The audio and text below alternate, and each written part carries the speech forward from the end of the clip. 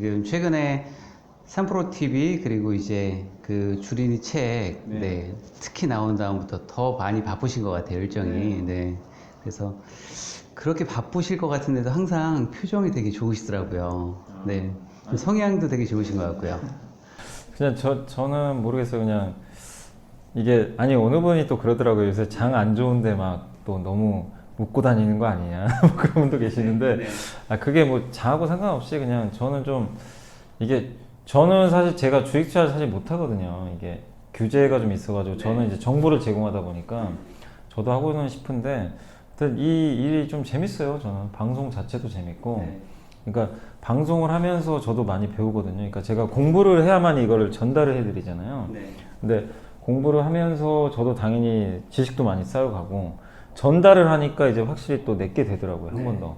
이게 말할 때 자기게 된다 그러더라고요. 그래서 저한테 도움도 되고 근데 제가 저한테도 도움이 되지만 이걸 전달하면서 개인 투자분들이 피드백을 해주시는데 또 도움이 많이 된다고 하시니까 뭐 서로 좋은 것 같아요. 어떻게 보면. 그래서 이제 그런 것들 때문에 저도 방송하면서 너무나 즐겁고 물론 이제 시장 때문에 뭐 하루하루 뭐 일희일비는 뭐 하시는 분들도 많이 계시겠지만 저도 마찬가지로 이제 그럴 때 뭐 스트레스를 안 받는 건 아닌데 그래도 크게 보면 지금 이 방송하면서 너무 막 그 일도 많아지고 뭐 그런 건 있지만 아무튼 너무나 저한테 좋은 일들이 많이 생겨서 저는 그냥 재밌게 즐겁게 지금 하고 있습니다. 예.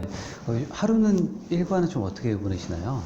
하루가 그러니까 이제 예전에 유튜브 초창기에 시작할 때만 해도 그냥 유튜브 방송 고정 한두 개 정도 하고 이제 평소에는 이제 회사 업무를 했기 때문에 유튜브 조금 더 하는 거 말고는 사실은 그렇진 않았는데 이제 어느 정도 인지도가 쌓이고 나서는 이제 정말 섭외 요청이 너무 많이 들어가지고 하루가 바쁘죠. 그러니까 새벽부터 일어나서 뭐 경제 케이블 방송도 출연할 때도 있고 이제 그 다음에 아침에 3프로 TV 갔다가 회사 와서 잠깐 업무 보고 또 중간중간 이렇게 뭐 지상파 방송도 나갔다가 예.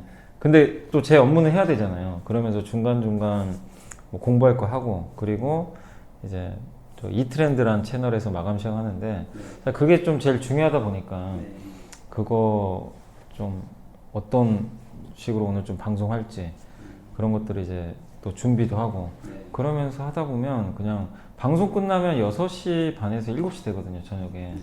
그러니까 거의 뭐 별로 쉴 시간이 별로 없는 것 같아요. 그래서 점심도 지금 저희 또 점심 때 이거 찍고 있잖아요. 점심도 잘 못 먹고 좀 걸을 때가 많이 있는데 요새 아무튼 너무 막 이런저런 섭외 요청이 많아서 좀 많이 바빠지긴 했습니다, 확실히. 예. 오늘 또 이제 3월 장이 새로 열렸잖아요. 그래서 1월 달은 좀 이렇게 이제 뭐 애플카 이런 소식도 있어가지고 시장이 좀 좋을 것 같다가 2월 달에 또 이제 조정을 좀 많이 받고 오늘 또 이제 약간 또 좋아지는 장이었는데 3월 장 시작이 좀 어떻게 될까요?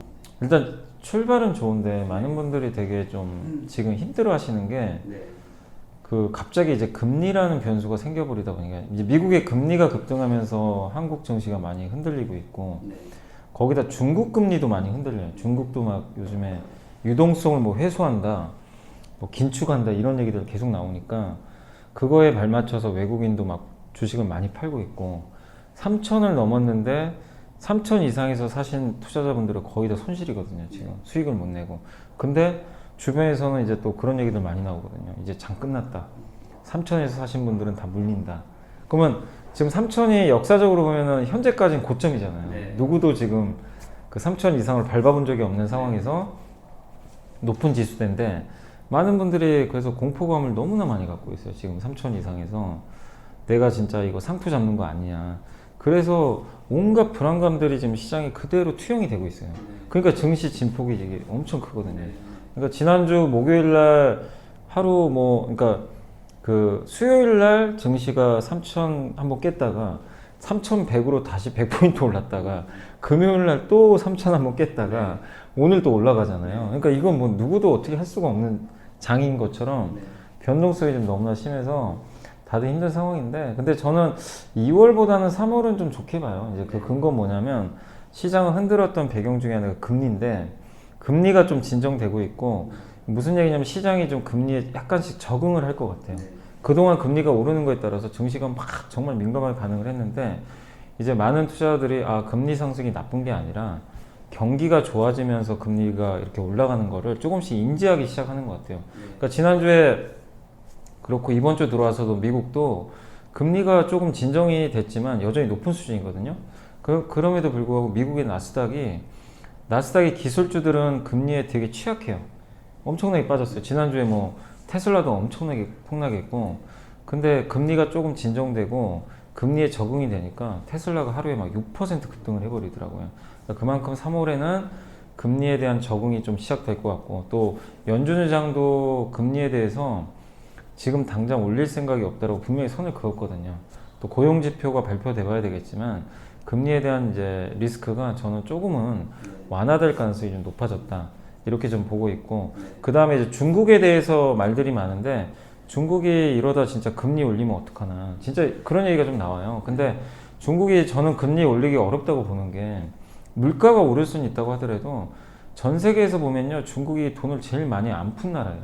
그러니까 많은 분들이 중국이 돈 엄청 푼 거로 생각하시는데 실제로 별로 푼 게 없습니다.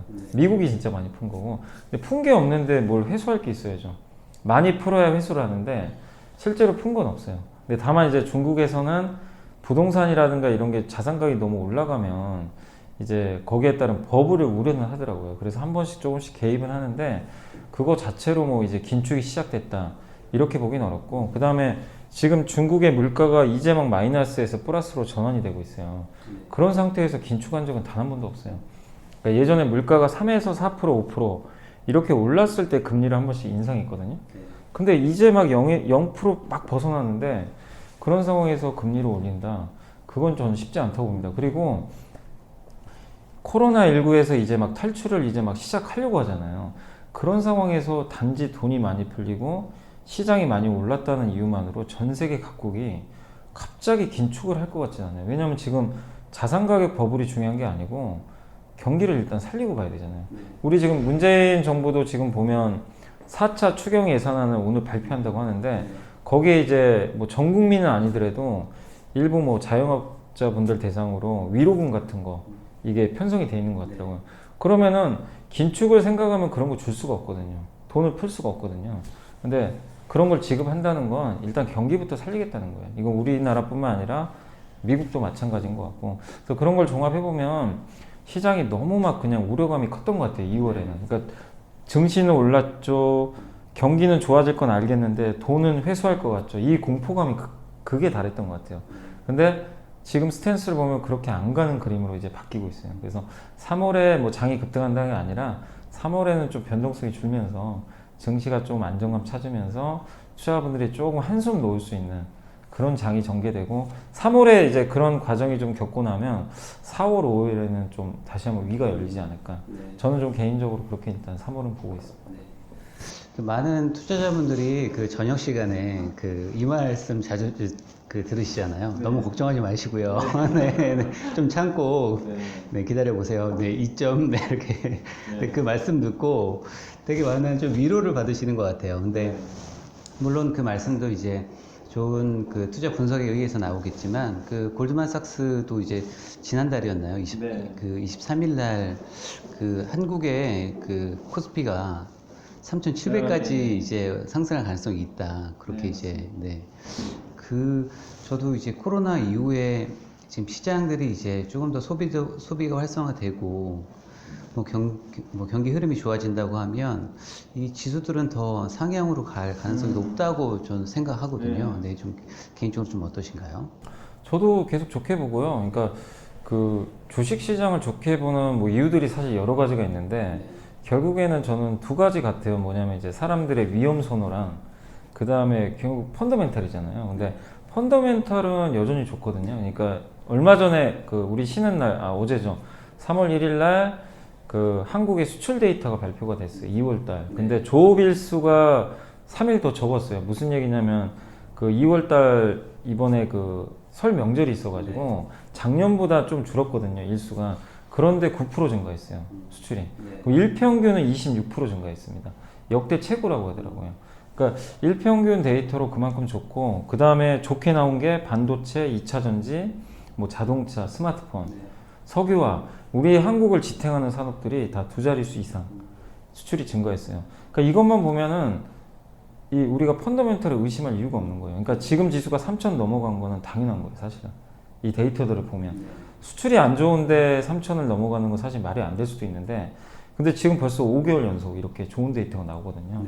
그래서 펀더멘털만 봤을 때도 골드만삭스 의견도 사실 그런 거랑 비슷하거든요. 그래서 3,500에서 저는 4,000 충분히 저도 갈 수 있다 동의하고, 한 가지가 이제 더 뭐냐면 투자자들이 어쨌든 주식을 사야 올라갈 거 아니에요.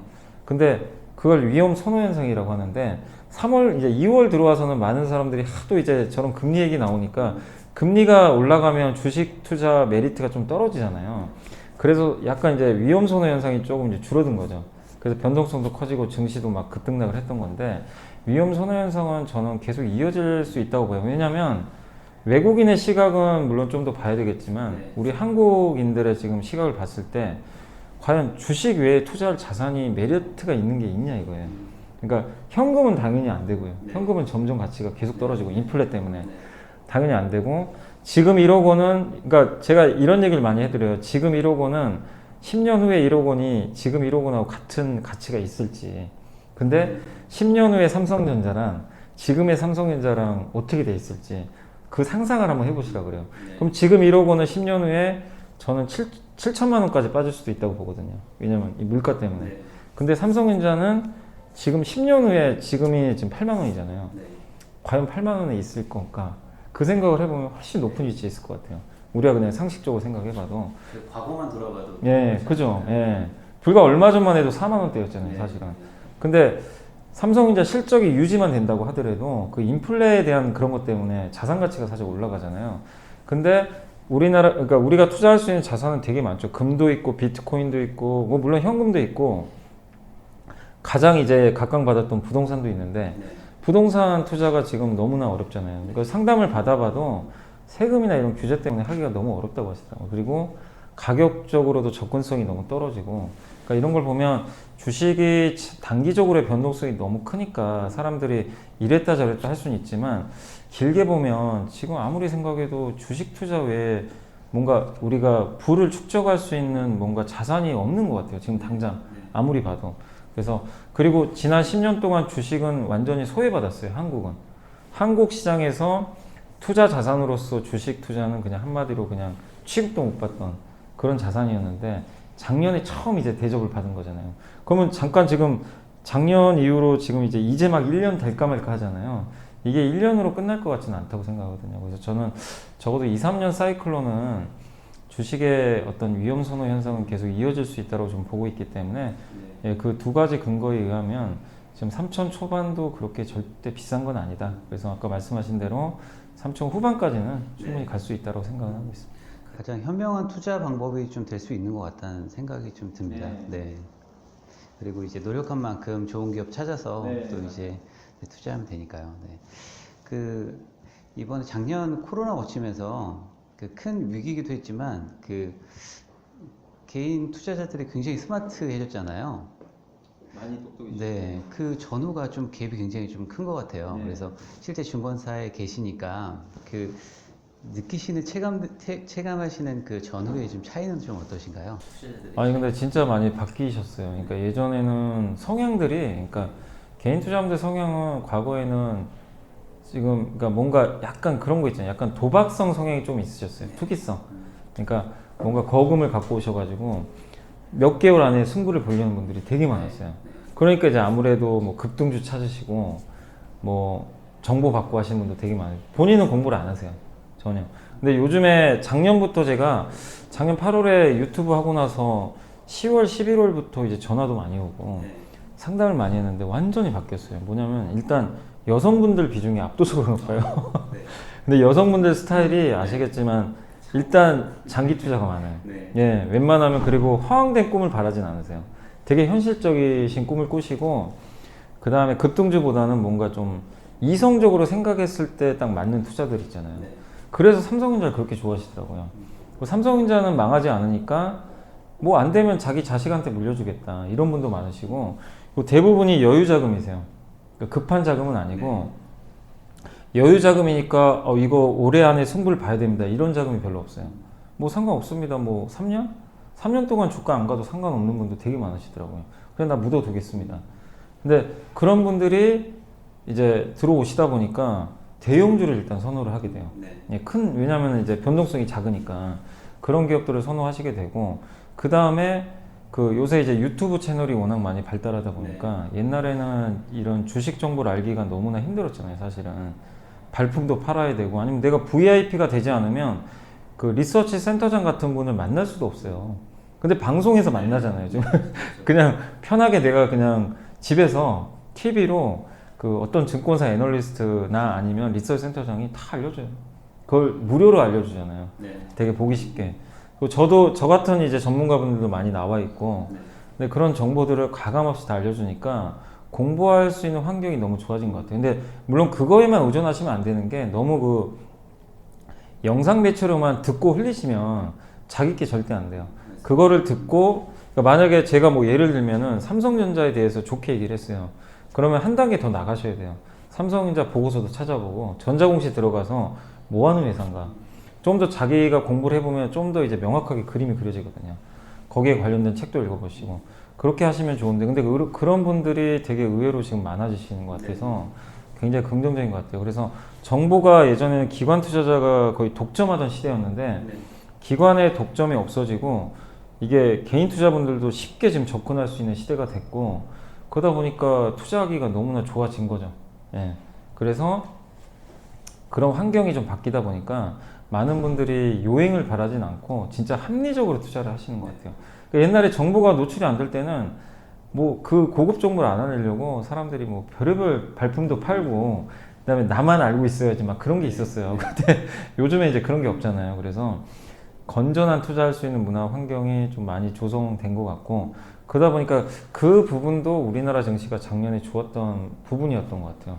그러니까 예전에는 개인 투자자가 주식을 사면 항상 증시가 꼭지였고 급락을 반복했어요. 지난 몇 년간 그랬었는데, 작년에 개인들이 주식을 많이 샀잖아요. 예탁금이 한 40조 들어오고, 그 다음에 그 주식 매수한 게 60조 되거든요. 100조가 들어왔어요. 근데 주식시장이 작년에 30% 이상 올랐잖아요.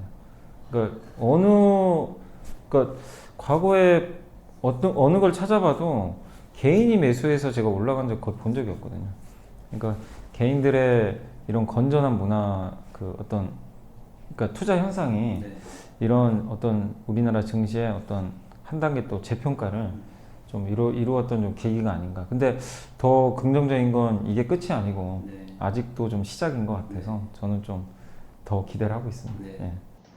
그 유튜브 방송 말씀해 주셨는데, 저는 이제 맨날 기다리거든요. 한 9시 정도 되면 거의 시작 안 하실까? 근데 시작할 때 됐는데 왜 안 되지? 그래서 계속 찾아보거든요. 그래서 딱 뜨면은 이제 바로 책상에 앉아가지고, 다 좀 적어요. 적으면서 어떤 종목 말씀해 주시면 그 종목들을 다음에 이제 그 보고서, 그 환경 컨센서스라고 이제 한 일주 전인가 이제 소개 한번 해주셨었어요. 방송에서 소개해 주셔가지고 그 내용 찾아보고 이제 다시 한번 봅니다. 아침에 방송을 다시 보면서 그 보고서를 출력해 놓고, 이제 보고서가 있는 것도 있고 없는 것도 있잖아요. 거기에는. 그러니까 거기는 무료라서 다는 없는데, 그러니까 제가 유료는 와이즈 리포트 같은 데가 있긴 있는데 그게 좀 어려우시면은 환경이나 네이버도 검색이 가능하더라고요. 근데 거기도 없으면 그건 어쩔 수 없어요. 증권사 홈페이지 들어가시면 그래서 몇 개 이렇게 이제 지금 증권사별로 이제 그 계좌 터가지고 이제 진행하려고 그렇게 하거든요.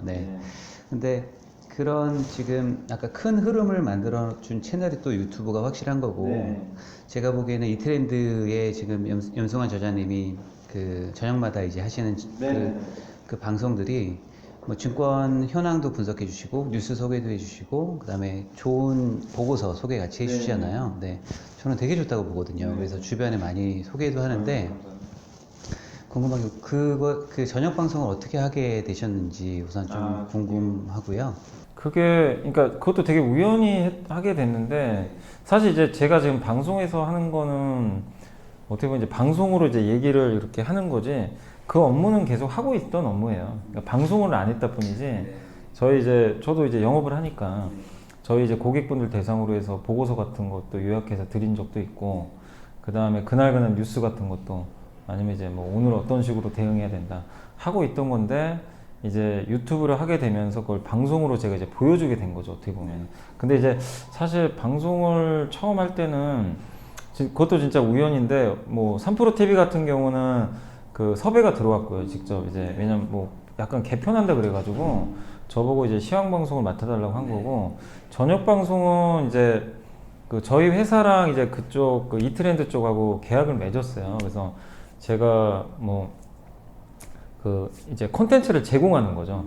그러니까 왜냐면 저희 회사에서 방송할 수 있는 사람이 거의 없어요. 저만 좀 방송 경력이 있다 보니까. 그래서 콘텐츠를 제가 제공을 하고 대신에 이제 그쪽에 저희 회사 광고를 하는 거죠. 이제 그런 식으로 처음 했던 건데, 시황 방송을 해야 되는데 저도 근데 시황 방송을 이제 해본 경험이 별로 없으니까 시황이나 이런 것들 이제 자료 쓰고 뭐 이런 것들을 해봤는데 방송을 그렇게 해본 적은 없다 보니까 고민을 하다가 이제 유튜브를 다 검색을 해봤어요. 근데 시황 방송 하시는 분들이 많으시더라고요, 생각보다. 그래서 어떻게 하나 다 봤어요. 봤더니만 짧게 하신 분도 계세요. 뭐 20분 안에. 어떤 분은 시황만 다 해서 끝나요. 오늘 이래 해서 이렇게 해서 끝났습니다. 그리고 어떤 분은 뉴스를 소개하시는 분도 계세요. 예. 대표적인 게 슈카월드 아시죠? 예, 그분은 이제 자기만의 해석법으로 뉴스를 딱딱 발췌해가지고 잘 하시더라고요. 그것도 있고, 또 보고서를 소개해 주시는 분도 계시더라고요. 그래서 이게 딱 한 일주일 정도 제가 딱 이렇게 한번 해봤어요. 어떻게 다들 하고 계시나. 그래서 이제 결론을 내렸죠. 한번 해보자. 이걸 한번 다 접목을 해보자. 근데 이거는 제가 예전부터 방송을 안 했을 뿐이지 다 하던 것들이니까 해볼만 하겠다. 근데 제일 걱정됐던 게 그걸 다 하면 방송 시간이 길어질 것 같더라고요. 최소 1시간은 걸릴 것 같은 거예요. 근데 주변에 제가 물어보니까 유튜브는 30분 이내로 끝내라고 하더라고요. 왜냐면 사람들 안 본대요. 1시간 넘어가면 보기 힘들다고. 저는 엄청 집중해서 보거든요. 처음에는 그 걱정이 많았어요, 저도. 그래서 일단은 해봤어요. 해봤는데 처음 일주일 동안은 되도록 짧게 했어요. 30분, 40분으로 했는데, 근데 하다 보니까요, 제가 할 얘기를 다 못하는 거예요. 더 해야 되는데. 그 순서 맞아요. 시황, 중요한 뉴스, 리포트. 근데 짧게 할 수밖에 없으니까. 그렇게 했는데, 근데 일단은 거기 이제 이 트렌드에 올렸는데, 댓글을 좀 봤거든요. 근데 반응은 나쁘지 않더라고요. 이거 이 세 가지 한 번에 해주는 데는 어디도 없다. 그래서 너무 정리돼서 좋다. 그래서 자신감을 제가 얻어가지고 그래, 그냥 1시간 넘게 하더라도 그냥 한번 할 때까지 해보자. 그래서 그 다음 주부터는 그냥 제가 뭐 50분에 끝날 때도 있고 1시간 반 할 때도 있어요. 그냥 하고 싶은 얘기 있으면 다 해버렸어요. 누가 옆에서 뭐라고 하건 말고 신경 안 쓰고. 그랬더니만 처음에는 뭐 너무 길다고 하신 분도 계셨는데 조회수가 이게 갑자기 뻥 뛰더라고요. 갑자기 저도 모르는데. 조회수가 지금 갑자기 막 네. 그래서 깜짝 놀래가지고 이거 이렇게 길어도 보시는구나. 그래가지고 역시 그냥 누구 뭐 말 믿고 유튜브가 뭐 이런 공식이 있다고는 하지만 그게 중요한 게 아니고 자기만의 콘텐츠가 중요한 것 같아요. 자기가 하는 방식이. 그래서 이거를 좋아해 주시다 보니까 그냥 저는 이제 그 스타일대로 밀고 나갔어요. 근데 밀고 나갔는데 또 장도 좋아졌고 시장도 좋고 또 제가 언급한 뭐 이런 것들이 또 잘 맞아 떨어지면서 구독자가 점점 이렇게 더 늘어나기 시작했고, 근데 이제 방송하면서 물론 이제 여러 가지 어려움들도 있었지만 그래도 이거를 제가 하는 방식을 많이 지지를 많이 해주시더라고요. 댓글 보니까. 근데 많은 분들이 이 방식을 싫어하셨으면 당연히 저도 바꿨겠지만 지금까지 어쨌든 이 방식을 다들 지지해 주셔가지고 지금도 이제 고수를 하고 있습니다. 네. 근데 저는 그 조자님 방송 스타일이 그 딱 볼 때마다 나하고 참 맞다. 그래 이거야. 그러면서 스스로 확신을 좀 갖게 되는 것 같아요. 지금 걱정할 필요 없어. 더 넣어. 그러면서 그래서 최근에 지금 2월 말에도 더 기분 좋게 쭉 계절 보니까 이게 파란 속도 많은데 별로 개의치 않았거든요. 이게 작은 파도는 그냥 견디겠다. 근데 이제 요새 방송하면서 제가 한 2주 전부터 좀 스트레스 받은 게 뭐 아마 아실 거예요. 방송에서 좀 제가 몇 번 얘기한 적이 있는데, 그러니까 계속 외부에 뭔가. 그러니까 저는 제 나름 그냥 하고 싶어요. 이대로 하고 싶은데 이제 특히 이제 뭐 그냥 얘기해드리면 증권사 보고서가 물론 이제 애널리스트 분들이 쓴 거잖아요.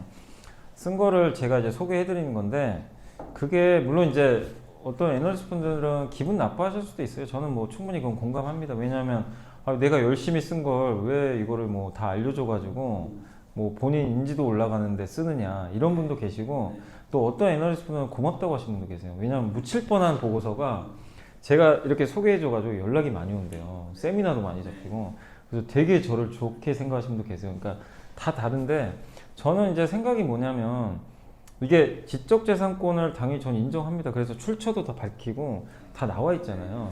그리고 사실 보고서가 하루에도 정말 많아요. 이걸 하게 된 계기는 진짜 개인 투자분들이 주식 투자에서 성공하는 방법은 저는 예전부터 그렇게 했거든요. 증권사 보고서를 안 보고 투자하는 거는 그냥 장님 같은 거예요, 사실은. 그 비싼 정보 받는 분들이 이걸 쓴 거거든요. 그럼 우리보다 정보력이나 이런 게 위에 있어요. 인사이트도. 반도체 애널리스트가 아무리 우리가 반도체 공부를 해도 그분들이 이길 수가 없어요. 근데 그분들이 보고서를 다 써주잖아요. 근데 그거를 굳이 활용을 해야지. 근데 그거를 우리가 그 보고서가 뭐 예를 들면 어떤 애널리스트가 반도체 보고서를 썼는데 특정 몇 명한테만 보여주는 보고서다. 그러면 아무도 못 보겠죠. 근데 그 보고서는 그게 아니거든요. 다 공개된 거예요. 뭐 아니면 뭐 그 증권사 홈페이지 들어가면 다 무료로 받을 수도 있고 또 와이즈 리포트나 FM 가이드에 대부분 올려놓는데 그것도 유료로 가입을 하면 다 볼 수가 있어요. 그런 것들을 제가 이제 나름대로 아침에 괜찮은 것들 다 추려가지고 그 많은 것들을 추리는데 개인 투자자분들은 사실 그거 좀 하기가 어렵잖아요. 너무 많으니까. 그래서 그거를 제가 대신 이제 좀 해드리는 건데 그러면서 그걸 보여드리고 이게 공개가 되고 그리고 많은 분들이 보면 뭐 물론 그거에 따라서 주가가 좀 약간 변동성이 나올 수 있다 하더라도 분명히 저는 긍정적인 효과가 있을 수 있다고 생각하거든요. 좋은 보고서일수록 많이 알릴수록 저는 좋다고 생각해요. 예, 정보를 누구만 독점을 하고 이건 옛날 방식이죠, 사실은. 지금 시대에 정보가 오픈되고 좋은 걸 좋은 대로 인정하고 또 안 좋은 보고서도 소개해드려요. 이래서 이 정보가 안 좋은 것 같다. 이 애널리스트가 이래서 쓴 것 같다. 단 이제 제가 좀 조심하는 건 뭐냐면 이게 왜곡될까봐. 이분은 이런 의도로 썼는데 제가 잘못 해석할 수도 있는 거잖아요. 그것만 제가 좀 조심하고 있어요. 왜냐면 그거는 당연히 해서는 안 되는 거니까. 그 의도를 그대로 제가 알려드리는 역할이지. 근데 거기에 대해서 좀 일부 또 증권사에서 오해하시는 분도 계시는 것 같고 그리고 힘들게 썼는데 왜 염승환 부장이 저렇게 스포트라이트를 받냐 약간 그런 생각도 있으신 것 같아요. 근데 아니 뭐 물론 그럴 수는 있지만 저는 이거 분명히 말씀드리지만 이게 불법도 아니고 제가 스포트를 받자고 이거 한 일도 아니에요. 제가 이거 처음 했을 때 이게 잘 될지 제가 어떻게 알아요. 근데 이걸 알려드리면서 개인 투자분들이 어쨌든 도움이 많이 지금 되고 계시잖아요. 그러면 서로한테 다 좋은 것 같아요. 왜냐하면 또 이 보고서 중에 다 볼 수 없는 것들은 사실 그 증권사 홈페이지에 들어가야 되거든요. 그러면 그 증권사 입장에서도 계좌를 트면 되잖아요. 그래서 개인 투자자분들 입장에서는 계좌를 더 틀 수도 있고 하는 거니까 오히려 증권사 쪽에서 저는 그렇게 나쁘게 볼 필요는 없다고 생각합니다. 그래서 저는 그냥 순수한 의도입니다. 이게 개인 투자분들 좀 더 정보를 많이 아시고 투자하시는데 누구는 더 많은 정보를 알고 누구는 좀 더 정보를 몰라서 그러니까 많은 분들이 좀 그 불만이신 게 이 정보에 대한 불평등 그걸 많이 지적하셨거든요. 근데 그게 이런 걸 통해서 해소되면 너무 좋은 거잖아요. 공평하게 투자할 수 있는 거니까. 그래서 지금 다른 증권사 혹시 애널리스트 분들 너무 기분 나빠하지 마시고 좀 이거를 긍정적으로 좀 긍정적인 효과들이 좀 생기고 있는 것 같으니까 좀 좋게 봐주셨으면 좋을 것 같아요. 네, 저도 이제 그 지난번 인선 ENT 그 설명해 주셔가지고 바로 공부하고 그다음에 지금 최근에 어떤 회사 인수했고 그다음에 이제 그 여기 이제 이 기업 그 소유한 그 IS 동서 또 관련해서도 한번 찾아보게 되고 좋은 내용들 굉장히 많아서 되게 좀 잘 보고 있어요. 그래서 제가 확인해 봐야 될 것도 체크하고 그래서 오리온도 한번 저번에 말씀해 주셔가지고 다 출력해 보고 수험생이신데요. 네, 근데 주식은 이렇게 해야 되는 것 같다는 생각을 그 했고요. 그 계기를 만들어 주신 게 그 저녁 그 지금 이 트렌드에서 하시는 그 방송이었거든요. 그래서 저뿐만 아니라 굉장히 많은 분들한테 좋은 그런 그 혜택인 것 같아요. 이것도 그 이전에는 사람들이 이렇게까지 할 줄 몰랐었는데 아 이렇게 할 수 있구나 더 찾아보게 되고 그리고 이 거인의 등에 타서 가는 게 맞는 거잖아요. 자기가 열심히 한다는 건 분명히 한계가 있고. 왜냐면 이게 개인 투자분들이 그 많은 기업을 알 수도 없고요, 솔직히. 그래서 대부분 그냥 감에 의존하시고 어떤 뉴스나 이런 거 나오면 뭐 그냥 저거 괜찮나 보다 조사도 안 하고 하시는데 그렇다고 탐방을 갈 수도 없잖아요. 그 많은 기업은 물론 탐방하면 정말 좋은데 근데 개인 투자자분들이 그래서 많이 활용할 수 있는 게 이런 보고서. 근데 보고서도 너무 많다 보니까 뭘 봐야 될지 몰라서 제가 이제 알려드리는 거고 꾸준히 듣다 보면은 그 스스로 이제 고르실 수 있는 능력도 생기실 거예요 나중에. 근데 이걸 보면 좋은 점이 뭐냐면요, 내가 몰랐던 기업을 일단 알게 되잖아요. 그게 한 가지고, 두 번째가 이제 인서니엔트 여기 좀 가져오셨지만 인서니엔트에 대한 보고서가 이제 앞으로도 계속 나올 거예요. 뭐냐면은 내가 과거에 그걸 알고 있잖아요. 아, 옛날에 보고서는 이랬는데 톤이 바뀔 때가 있어요. 갑자기 좋게 썼다가 안 좋게 바뀌는 경우가 있어요. 그러면 조심하시면 돼요. 아, 지금 좀 뭔가 상황이 안 좋아지는군요. 그럼 내가 좀 뭐 손절을 해도 되고 수익이 많이 났는데 이익 실현을 해도 되는 거죠. 근데 그 다음에 업데이트 보고서가 나왔는데 여전히 좋다. 그러면은 내가 자신감 가지고 더 살 수도 있고 계속 가져갈 수 있잖아요. 그러니까 내가 투자를 계속할 수 있는 뭔가 확실한 근거가 생겨요. 근데 대부분의 개인 투자분들은 진짜 감에 너무 의존하셨거든요. 뭐 차트 깨지면 파시고, 뭐 차트 좋으면 사왔다가 뭐 외국인이 사서 사고, 그런 게 정말 심했어요. 어떤 이제 잠깐에 뭔가 뭐 누가 뭐 인수한대더라 뉴스 나오면 막 사서, 예, 맞아요. 근데 그러다 보니까 결국 운이 좋으면 먹어요, 그거는. 근데 결국엔 미천 다 드러나는 거죠. 그 오래 가지 않으니까. 그래서 이 리서치 베이스 투자라고, 사실 저희 당사의 윤지호 센터장님이 사실 오래전부터 그 유튜브를 하셨는데 그 항상 저한테도 많이 알려주신 게, 저도 많이 배웠던 게요, 리서치 베이스 투자를 해야 된다. 그 개인들은 더더욱. 왜냐면 이런 근거 있는 보고서를 보고 투자를 해야 절대 크게 안 당한대요. 큰 수익이 안 날 수도 있대요. 왜냐면 보고서 본다고 뭐 무조건 올라가는 건 아니니까. 근데 적어도 내가 보고서를 보면은 내가 투자 판단을 할 때 어떤 명확한 근거가 생기니까, 뭐 만약에 50% 손해 볼 거를 10% 안쪽에서 자를 수도 있다는 거예요. 그러니까 정확하게 근거가 있으니까 다칠 종목이 별로 없다는 거예요. 근데 그냥 감에 의존하면은 뭐 운 나쁘면 상패 당할 수도 있는 거잖아요. 그래서 이런 보고서를 통해서 진짜 이렇게 꾸준히 해보시면 좋을 것 같고, 어느 분이 그러시더라고요. 그러니까 제가 방송 나가면은 이게 딱 뭘 물어보면 다 이렇게 대답이 바로 나온다고 하는데, 그게 저도 별게 있는 게 아니라 그동안 계속 읽다 보니까 그냥 머릿속에 들어가 있는 거예요. 그래서 그걸 이제 말로 하다 보니까 이제 나오는 건데, 여러분들도 진짜 이런 보고서를 이 하루에도 제가 한 10개 정도는 소개해 드리는 것 같은데, 그 중에 관심 없는 거는 사실 안 보셔도 돼요. 근데 이제 인선 ENT를 예를 들면 내가 올해 건설이 좋아질 것 같은데, 근데 건설주 좋은 건 알잖아요. 근데 건설 경기가 좋아지고 공급이 늘면 아파트 많이 지을 텐데, 그럼 거기 폐기물이 엄청 나오거든요. 그럼 폐기물 회수하면, 건설하면 무조건 인선 ENT밖에 없어요, 사실은. 그럼 거기에 아이디어가 딱 떠오르시면 보고서 보고 투자 포인트 내 생각이 맞는지 확인하셔가지고 주가가 비싼지 안 비싼지, 그리고 여기 그러니까 예를 들면 지금 유안타 애널리스트 분이 인선이한테 목표 주가 18,000원 제시했잖아요. 근데 현재가가 11,650원이면 수익률도 꽤 나오잖아요. 그러니까 이런 걸 참고해가지고 지금 투자해도 충분히 메리트가 있구나. 그렇게 해가지고 투자를 하시면 설사 내가 이걸 실패하더라도 후회할 게 없어요. 근거가 명확하잖아요. 그래서 이런 투자 하시는 게 저는 정말 가장 크게 성공할 수 있는, 그리고 제 주변에도 이렇게 전업 투자 하시는 분들 중에 성공하신 분들 보면 거의 100%가 다 보고서 보고 하세요. 보고서 보고 이제 좀 여유 되시는 분들 탐방까지 가세요. 가시는데 대부분이 다 보고서를 참고를 많이 하시더라고요. 그래서 저는 이 방식을 계속 고집할 거고, 제가 이제 물론 이제 저번에 방송에서 하도 이제 주변에서 말이 많아가지고 못할 수도 있다 그냥 얘기는 했는데, 여러분 많은 분들이 긴장하신 거 네, 그래가지고 저도 하도 좀 짜증도 나고요. 자꾸 그러니까. 근데 예, 근데 이제 저는 근데 뭐 저도 뭐 못하라고 한 건 아닌데, 저도 이제 어쨌든 이게 여기저기 알아봤거든요. 근데 이거 하는 것 자체가 문제될 건 전혀 없어요. 그래서 여러분들께 계속 뭐 제가 할 수 있는 한 최대한 이런 리포트들은 뭐 시간이 아무리 오래 걸려도 소개해 드릴 테니까 걱정하지 마시고, 그러나 분명히 이렇게 출력하시는 거 너무 좋습니다. 이런 식으로 진짜 공부하시면 더 좋을 것 같아요. 장이 좋을 때는 문제가 없을 것 같아요. 어차피 같이 성장하면 괜찮은데, 지금 조정장이 온다 그러면 이제 빠질 때 거기에 대해 자기가 그때 확신이 있으면 버틸 수가 있는데, 그때 확신이 없으면 되게 불안해지잖아요. 그때 그런 말씀하셨던 것처럼 지금 그런 확신을 주는 게 자기만의 이제 공부인 것 같고요. 네. 그거를 그러니까 제가 좋은 말씀 해주셨는데요.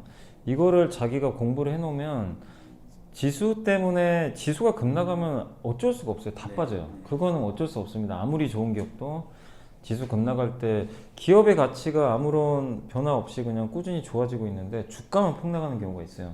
근데 시장이라는 게 그렇잖아요. 오르고 내리고 하니까. 근데 급락할 때는 내가 이 기업을 모르면 그게 안 보여요.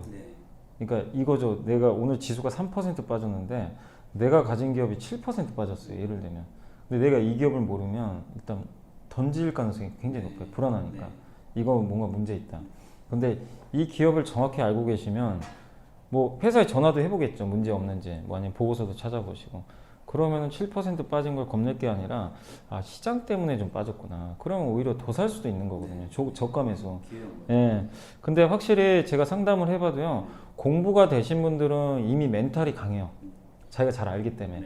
근데 잘 모르는 분들은 정말 휘둘려요. 예. 진짜 지금 안 팔면은 그 진짜 뭐 오늘 내가 당장 이거 안 팔면 뭐가 어떤 난리가 날 것 같은 그런 심정을 갖고 계신 분들도 되게 많으신 것 같더라고요. 근데 그럴 때일수록 제가 좀 그러지 말라고 말씀드리는데 일일비 하시는 분들이 사실 의외로 되게 많으세요. 투자하다 보면은 뭐 특히 이번 2월 말부터 3월 초까지는 일일비 안 할 수가 없는 장이긴 한데 근데 주식시장은 평생 그러니까 여러분들이 평생 투자하실 거면 이런 장을 앞으로 몇 번 만나겠습니까? 수백 번 더 만나야 돼요. 그잖아요. 맨날 좋은 장만 있는 것도 아니고 또 2020년 3월 같은 장이 언젠간 또 올 수도 있어요.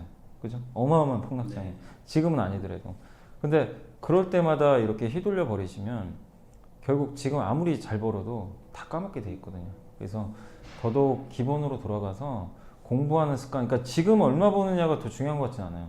그러니까 많은 분들이 이런 생각들을 되게 많이 하세요. 장 좋을 때 난 남보다 많이 벌고 싶고 장 안 좋을 땐 좀 덜 까먹고 싶고 이걸 원하시는데 그거는 그때그때 다 달라요. 내가 어떤 기업에 투자하느냐에 따라서 어떨 때는 내가 월등히 벌 때도 있는데 주식 잘 하시는 분들 중에서도요 어떤 강세장에서는 아예 수익 못 내는 장도 있어요. 자기랑 안 맞아가지고. 근데 그게 잘못된 건 사실 아니거든요. 이게 평생 투자할 거면 그래서 여러분만의 어떤 스타일을 만드시고 근데 공부를 해야 뭔가 스타일이 나오거든요.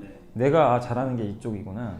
그러다 보면은 지금 내가 이 강세장에서 수익을 못 내도 다음 강세장에서는 남보다 월등히 많은 수익을 낼 수도 있는 거예요. 공부가 돼 있으면. 근데 그냥 요행만 바라시는 분들, 장 좋으니까 어떻게 되겠지. 이런 분들은 결국에는 벌긴 벌지만 나중에 다 까먹더라고요. 그 요행 때문에. 예, 휘둘려가지고. 그래서 지금 너무 단기 수익에 연연하지 마시고, 뭐, 나중에 장이 4천 갈지 모르겠지만, 그 가기 전에, 저는 그래서 오히려 지금 뭐 1월 중순부터 2월까지 지금 계속 변동성 장인데, 이게 오히려 저는 더 좋다고 생각해요. 지금 들어가기 너무 좋은 때인 것 같아요. 이게 왜냐면은 만약에 생각해보세요. 1월 달도 1월 초까지 좋았는데 이게 지금 3월까지 계속 올라갔다고 생각해보세요. 3,500까지 예를 들면 누구나 해피하죠. 해피는 한데 결국 공부 안 하고 들어가신 분도 다 수익이에요. 그러면 그렇지만 결국 그분들 중에 이제 많은 분들이 언젠가 급락하거든요. 그때 다 다쳐요. 다 까먹습니다. 근데 이번에 조정 기간에 그래도 나름대로 좀 정신 차리시고 공부를 진짜 하신 분들은 진짜 단단해질 수 있거든요. 이런 조정장이 와도 또 견뎌낼 수도 있고 더 좋은 기업 발굴할 수도 있기 때문에 오히려 저는 크게 봤을 땐 지금 이 2달 정도의 어떤 이런 그 박스권 장세가 여러분들이나 아니면 뭐 저도 마찬가지고 모든 분들한테 좀 더 단단해질 수 있는 계기가 될 수 있는 장이라서 좀 더 장기적으로는 긍정적으로 보고 있습니다. 지금 주변에 주식을 처음 이제 시작하시려고 하시는 분들도 많이 계시거든요.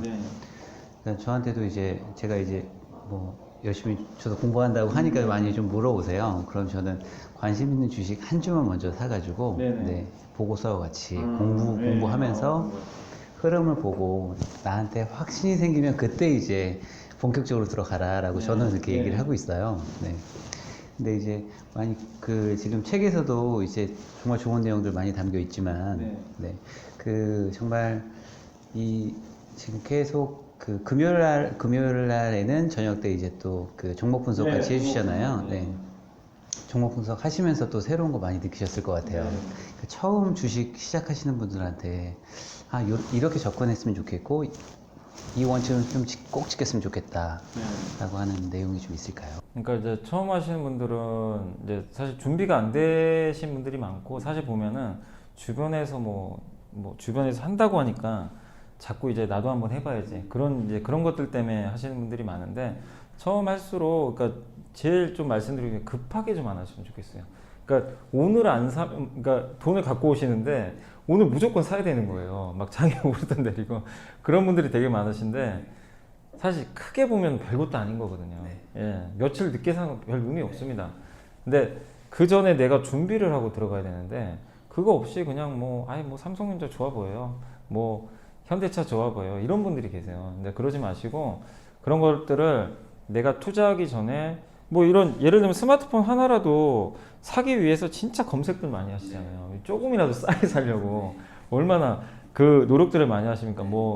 진짜 어떻게 보면 우리나라 이게 소비자분들은요, 이 스마트폰 같은 거만 이렇게 살 때 보면은 완전 무슨 IT 다 전문가예요. CPU AP가 어떻고 램은 몇 메가고, 예, 그러시는데, 주식이 오히려 보면 더 쉬울 수도 있거든요. 정보들도 많고 하니까. 그러니까 적어도 내가 투자하기 전에 나는 왜 지금 주식 투자를 해야 되는지, 그것부터 먼저 생각을 하시고, 나의 목표 수익률, 그러니까 투자 성향도 되게 다르거든요. 그러니까 먼저 자기부터 한번 분석을 해보세요. 내가 원하는 주식 투자의 이유가 뭔지. 예를 들면 여러 가지는 사실 있어요. 근데 가장 많은 분들이 요즘에 여유 자금은 있는데 은행에 놓는 순간 돈이 까먹을 것 같아서 부동산이나 이런 거 대체 자산으로 주식 투자를 한다. 그러면 되게 여유 있게 투자하시는 분들이잖아요. 그런 분들 같은 경우는 거기에 맞게 플랜을 짜셔가지고 투자하시면 돼요. 뭐냐면은 당장 돈이 급한 돈이 아니니까 3년, 5년, 10년 보고 하시는 것들이잖아요. 그러면 그런 분들은 내가 목표 수익률 얼마 잡을지 모르겠지만 여유 있게 적금 넣는다는 형식으로. 그러니까 예를 들면 삼성전자가 내가 봤을 때는 반도체 빅사이클이 올 거고, 이제 공부는 해봐야 되겠죠. 이러이러해서 삼성전자 좋을 것 같고, 자율주행차까지 오게 되면은 이 스마트폰 시장이 하나 더 열린대요. 자율주행차 시대가 되면 스마트폰에 들어가는 그 D램이 14억대 정도 된대요. 1년에. 14억대에 6기가 정도 들어가잖아요. 근데 그 스마트폰으로 이거 역으로 환산했을 때 자율주행 시대가 만약에 열리면 18억대 시장이 새로 열리는 거래요. 스마트폰. 그럼 스마트폰보다 더 큰 시장이 하나 더 열리는 거예요, 나중에.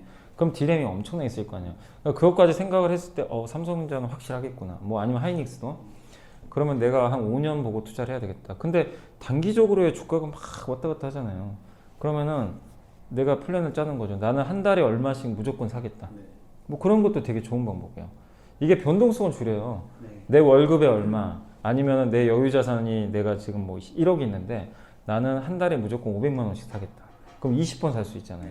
그래도 되고, 여러분 스타일입니다. 아니다, 나는 한 30%씩 3번에 나눠서 하겠다. 대신 급 나갈 때마다. 그것도 하나의 방법이에요. 그러니까 그런 전략을 한번 세우신 다음에 한번 투자를 해보시면 좀 좋을 것 같아요. 제일 지향해야 될 게 뭐냐면 그냥 한 번에 다 사는 거 있잖아요. 그거는 아닌 것 같아요. 여유 자금을 하시는 분들이. 그래서 이 길게 보시고 투자하신 분들은 항상 좀 적립식으로 여유 있게, 그러면서 배당도 주거든요. 중간중간 배당도 주니까 그렇게 하시면 절대 실패할 일이 없어요. 정말 이 회사가 꼬꾸라지는 그런 종목만 아니라면.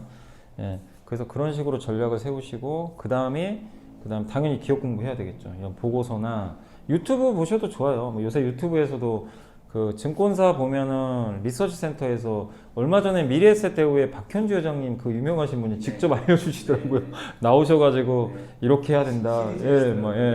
옛날 같으면 있을 수도 없는 일이잖아요. 그런 유명한 분들도 나오셔서 주린이 분들 위해 가지고 애널리스트들한테 막 날카롭게 질문도 하고, 그게 다 정보거든요, 사실은.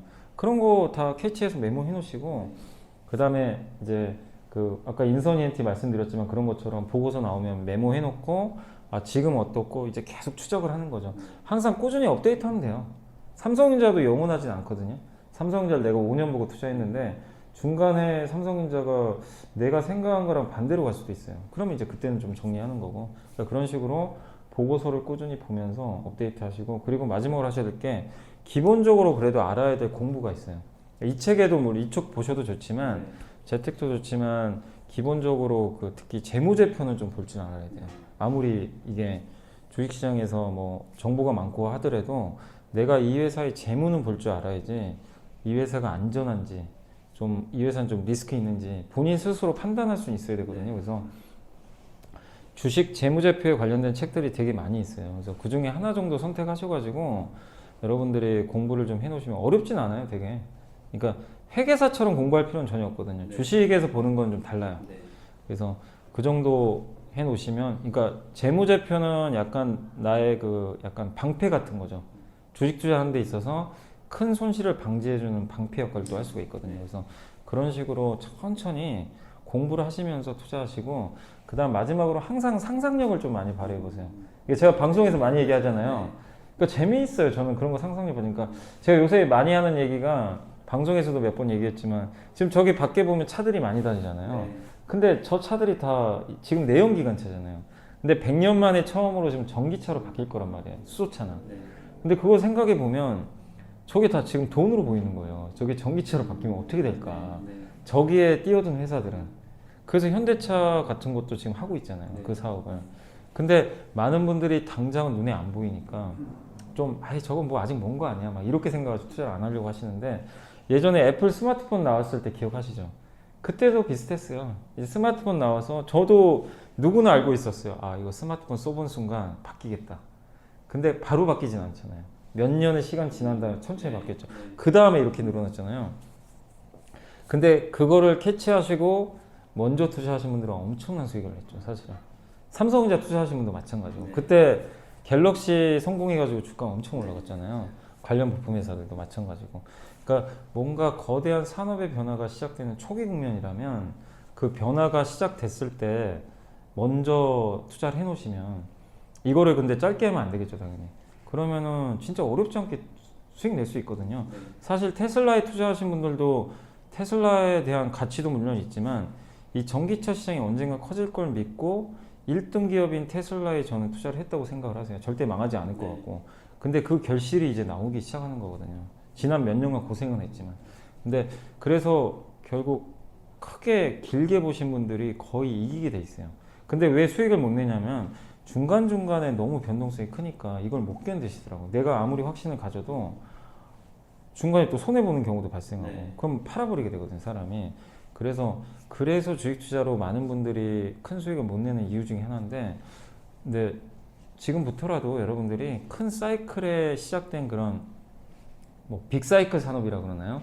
뭐 그런 거 몇 개만 말씀드리면, 어쨌든 우리나라의 네이버, 카카오 같은 인터넷 플랫폼, 그 다음에 CMO라고 그러죠. 바이오 쪽에서 위탁 생산해서 삼성바이오 같은 기업들, 그런 거라든가 지금 전기차, 뭐 자율주행차 이쪽, 그 다음에 2차 전지, 그 다음에 당연히 빼놓을 수 없는 게 이제 반도체 이쪽, 그 다음에 4차 산업혁명이라고 그래가지고 요새 보면 이제 공장이 막 스마트화해지고, 뭐 보면 이제 로봇 같은 것들도 많이 지금 공장에 있잖아요. 그런 것들은 앞으로 좋아지고, 이제 거기에 새롭게 추가되는 게 요즘에 우주 산업. 요새 뭐 일론 머스크나 아마존의 제프 베이조스 같은 사람들이 뭐 그 비싼 돈 들여가지고 막 우주선 띄우잖아요. 그거 괜히 하는 건 아니거든요, 이 시장이. 근데 이게 다 빅사이클인데, 이런 쪽에 관련된 기업들을 좀 공부하셔가지고 하나씩만 투자해놓고 진짜 몇 년 투자하시면 여러분의 계좌는 지금보다 훨씬 저는 불어나 있을 거라고 생각합니다. 근데 오늘하고 내일만 보니까 이게 안 되는 거예요. 오늘은 주가 얼마에 끝났지? 우주항공을 샀어요. 우주항공이 좋다 그래서. 그러니까 뭐 예를 들면 위성업체들 오늘 5% 올라서 기분 좋아요. 다음날 5% 빠져요. 나는 3년 보고 투자를 해야 되는데 이게 신념이 흔들려 버려요. 그래서 실패하는 거거든요. 그러니까 제발 좀 흔들리지 마시고 여러분들이 그런 마인드 가지고 투자하시면 좀 좋을 것 같고, 저도 그래서 이제 방송에서 제가 계속 이제 뭐 장기 투자 자꾸 말씀드리는 게 그런 이유들 때문이에요. 왜 자꾸 지겹도록 제가 그 얘기를 방송에서 하냐면, 매일매일 이렇게 말씀 안 해드리면요, 중간중간 많은 분들이 까먹으세요. 본인이 확신을 가져도 그냥 또 하루 빠지면 힘들어하시고 이거 뭔가 잘못됐다, 그래서 또 그냥 아닌 것 같다, 이런 식으로 마음을 바꾸시는 분들이 너무 많으세요. 그리고 또 안 되니까 야 염승환 부장 너도 별 수 없어 막 이런 분도 계시고 그건 이해돼요. 뭐 당연히 뭐 그럴 수 있는데 그게 뭐 누가 잘했다 아니라가 아니라 주식 투자하는 데 있어서 수익도 여러분 거고요. 손실도 여러분 책임이에요, 사실은. 그거잖아요. 주식 투자라는 게 누구한테 전가할 수 없는 겁니다. 제가 만약에 이 빅사이클에 투자해서 뭐 여러분들이 뭐 3배의 수익이 났어요. 그것도 여러분 수익이죠. 여러분이 잘한 거잖아요. 여러분 책임이에요. 그러니까 당연히 여러분이 잘해서 된 거지 뭐 제가 잘해서가 아닙니다. 손실 봤을 때도 마찬가지. 그래서 여러분들 마인드가 더 중요한 거기 때문에 정말 좀 마지막으로 그러니까 제가 마인드 말씀드릴 때 마지막으로 계속 강조드리고 싶은 게 제발 좀 텀을 길게 하셔가지고 좀 길게 보고 투자하셨으면 좋을 것 같아요. 진짜 그런 분들이 다 성공했던 것 같아요. 그리고 이런 분들이 있어요. 요새 이제 질문 좀 받는 것 중에 그 어떤 분도 그걸 쓰시더라고요. 그 제가 이제 SK랑 그룹도 되게 좋게 봐서 말씀 많이 드리고 근데 요새 좀 많이 빠졌잖아요. 그럼 뭐냐면은 제가 언급드리고 나서 주가가 한 40에서 50% 정도 올랐어요. 그때 처음 언급드리고 나서. 근데 그때도 뭐 안 파신 분도 되게 많으시죠. 근데 거의 다 내려버렸거든요. 그럼 이제 일부 분들은 그래요. 왜 안 팔게 했냐. 막 이런 분도 계세요. 근데 그걸 제가 솔직히 어떻게 알겠어요. 거기가 고점인지 아닌지. 근데 기업 가치상 아무것도 변한 게 없어요. 빠진 이유는 수급 때문인데 근데 그런 마인드로 만약에 투자를 하시잖아요. 이 변동성을 못 견디신 분들. 그럼 결국엔 그게 싫으신 분들은 맨날 20% 먹으면 다 팔아버려야 돼요, 주식은. 그럼 20, 30% 먹고 팔고 다른 거에서 또 20, 30% 먹고 팔고 이래도 수익은 나겠죠. 근데 우리가 여러분이 원하시는 뭐 2배, 3배 아니면 테슬라 같은 10배는 평생 수익을 낼 수가 없어요. 그런 마인드로 투자를 하시네. 그러니까 테슬라도 주가가 10배 오르는 동안 반토막이 여러 번 났어요. 근데 그거를 견디신 분이 10배 먹었지 중간에 반토막 날 거 예상하고 미리 파신 분들은 못 먹거든요. 왜냐 팔면 다시 못 잡아요, 사실은. 그래서 중간중간에 이런 사이클에서 내가 고점에 매도하고 저점에 매수하면 너무 좋죠. 근데 그거는 진짜 욕심이고요. 그거는 저도 알 수 있는 방법도 없어요. 여러분도 마찬가지고. 진짜 그거는 운이 좋아야 됩니다. 그래서 너무 그런 거보다도 여러분들이 그런 거 좀 너무 스트레스 받지 마시고 긴 호흡으로 투자하시고 근데 나는 진짜 그거 못 견디겠다. 그런 분들은 어쩔 수 없어요. 그냥 뭐 20% 수익 나면 모든 종목 파시고 또 사가지고 20% 수익 나면 파시고 그건 여러분들이 선택을 하셔야 될 것 같아요. 그게 난 너무 싫다면. 그래서 모든 분들이 좀 그러니까 모든 분들은 아니더라도 기본적으로 장기 투자하신 분들은 너무 타이밍 맞추려고 하지 않으셨으면 좀 좋겠습니다. 예. 그 방송 중에서 포트폴리오 관리에 대해서도 이제 그 여러 번 말씀해 주셨고 그다음에 책 뒤편에도 이제 포트폴리오 예시가 들어 있잖아요. 그러니까 이건 뭐 저 같은 경우에는 그 주식 계좌를 지금 한 4개 정도 이제 만들어서 한 계좌 같은 경우에는 한 주씩만 사서 내가 관심 있던 종목들을 처음에 이제 그 세팅 기준으로 좀 삼고요.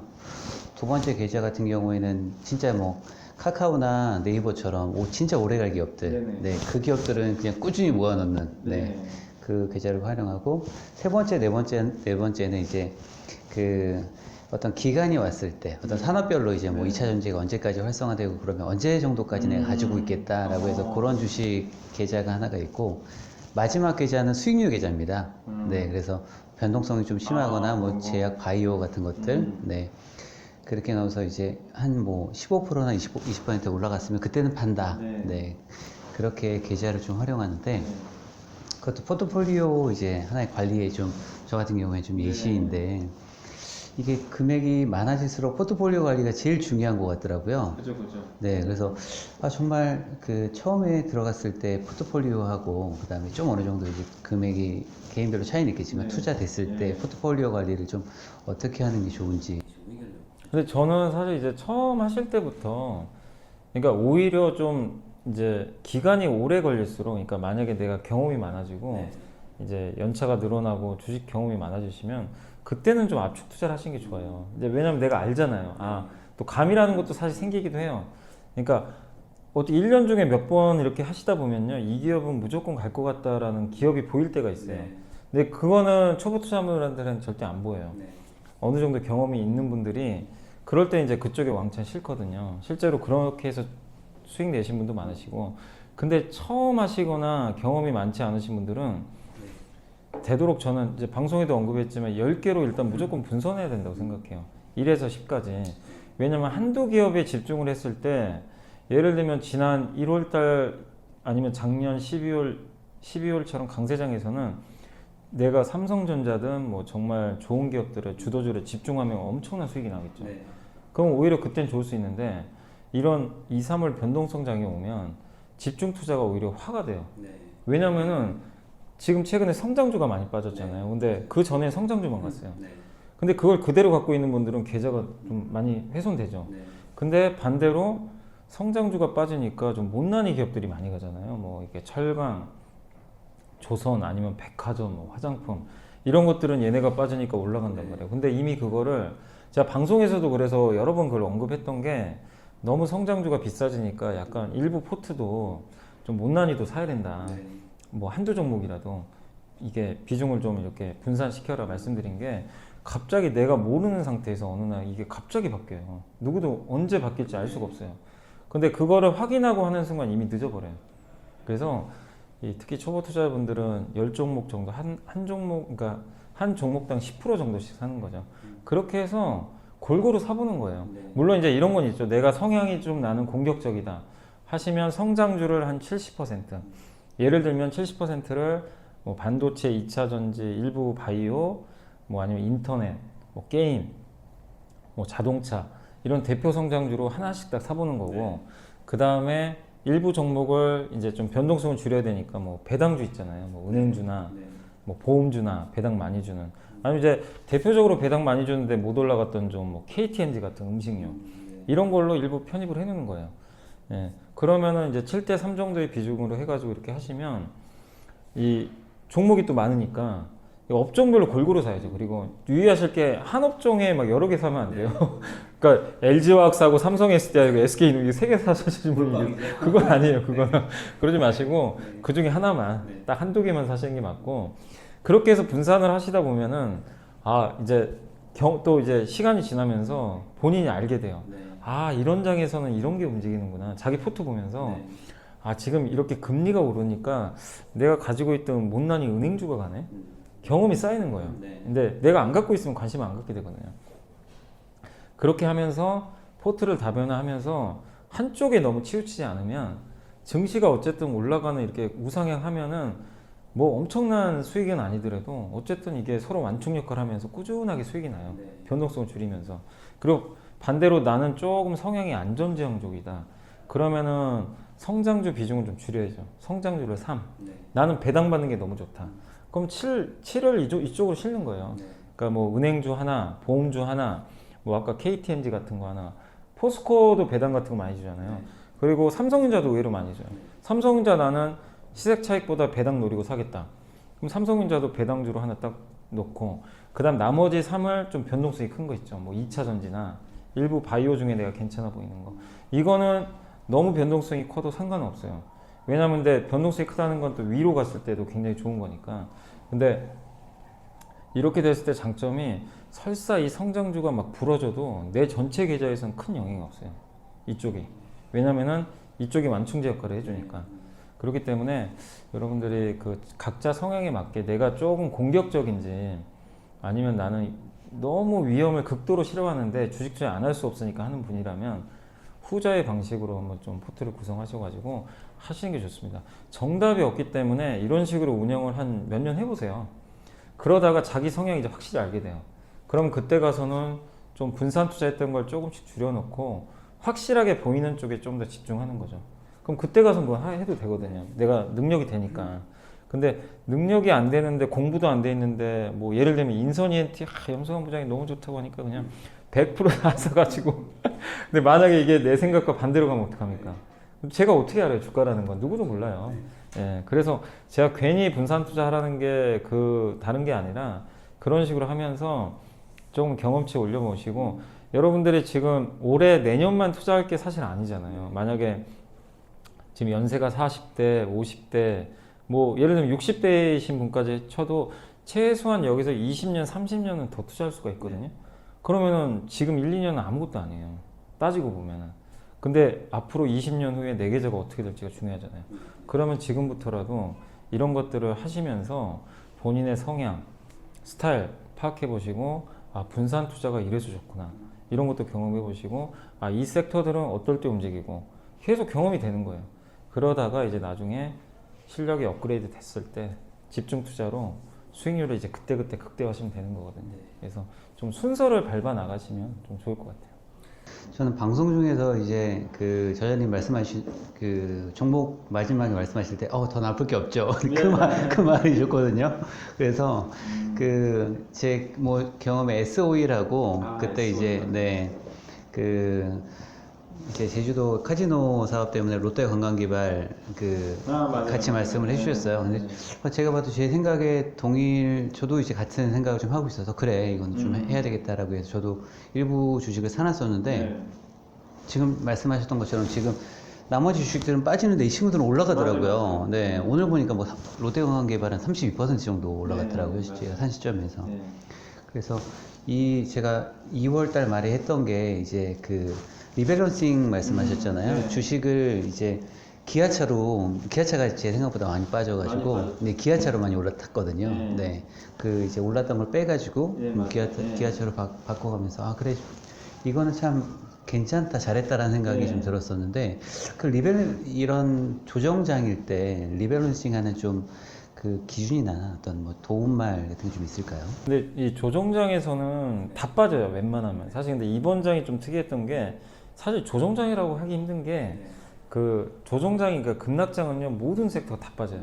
근데 이번 장은 특이한 게 성장주만 빠졌어요. 그러니까 말씀하신 대로 S-오일이나 막 이런 거 올라가 버리고, 그러니까 약간 양극화인데, 이쪽이 근데 시총이 작기 때문에 지수는 빠진 건데, 반면에 어쨌든 한쪽은 죽고 한쪽은 살아나는, 그래서 사실은 이거는 꺾인 장은 아니거든요. 아직은 시장이 살아있다는 그런 증거고, 근데 이제 보통은 작년 10월이 그랬어요. 작년 10월 달이 그 양도차익과세 이슈 때문에 대주주, 그때는 뭐 성장주고 가치주고 뭐 할 거 없이 다 빠져버렸어요.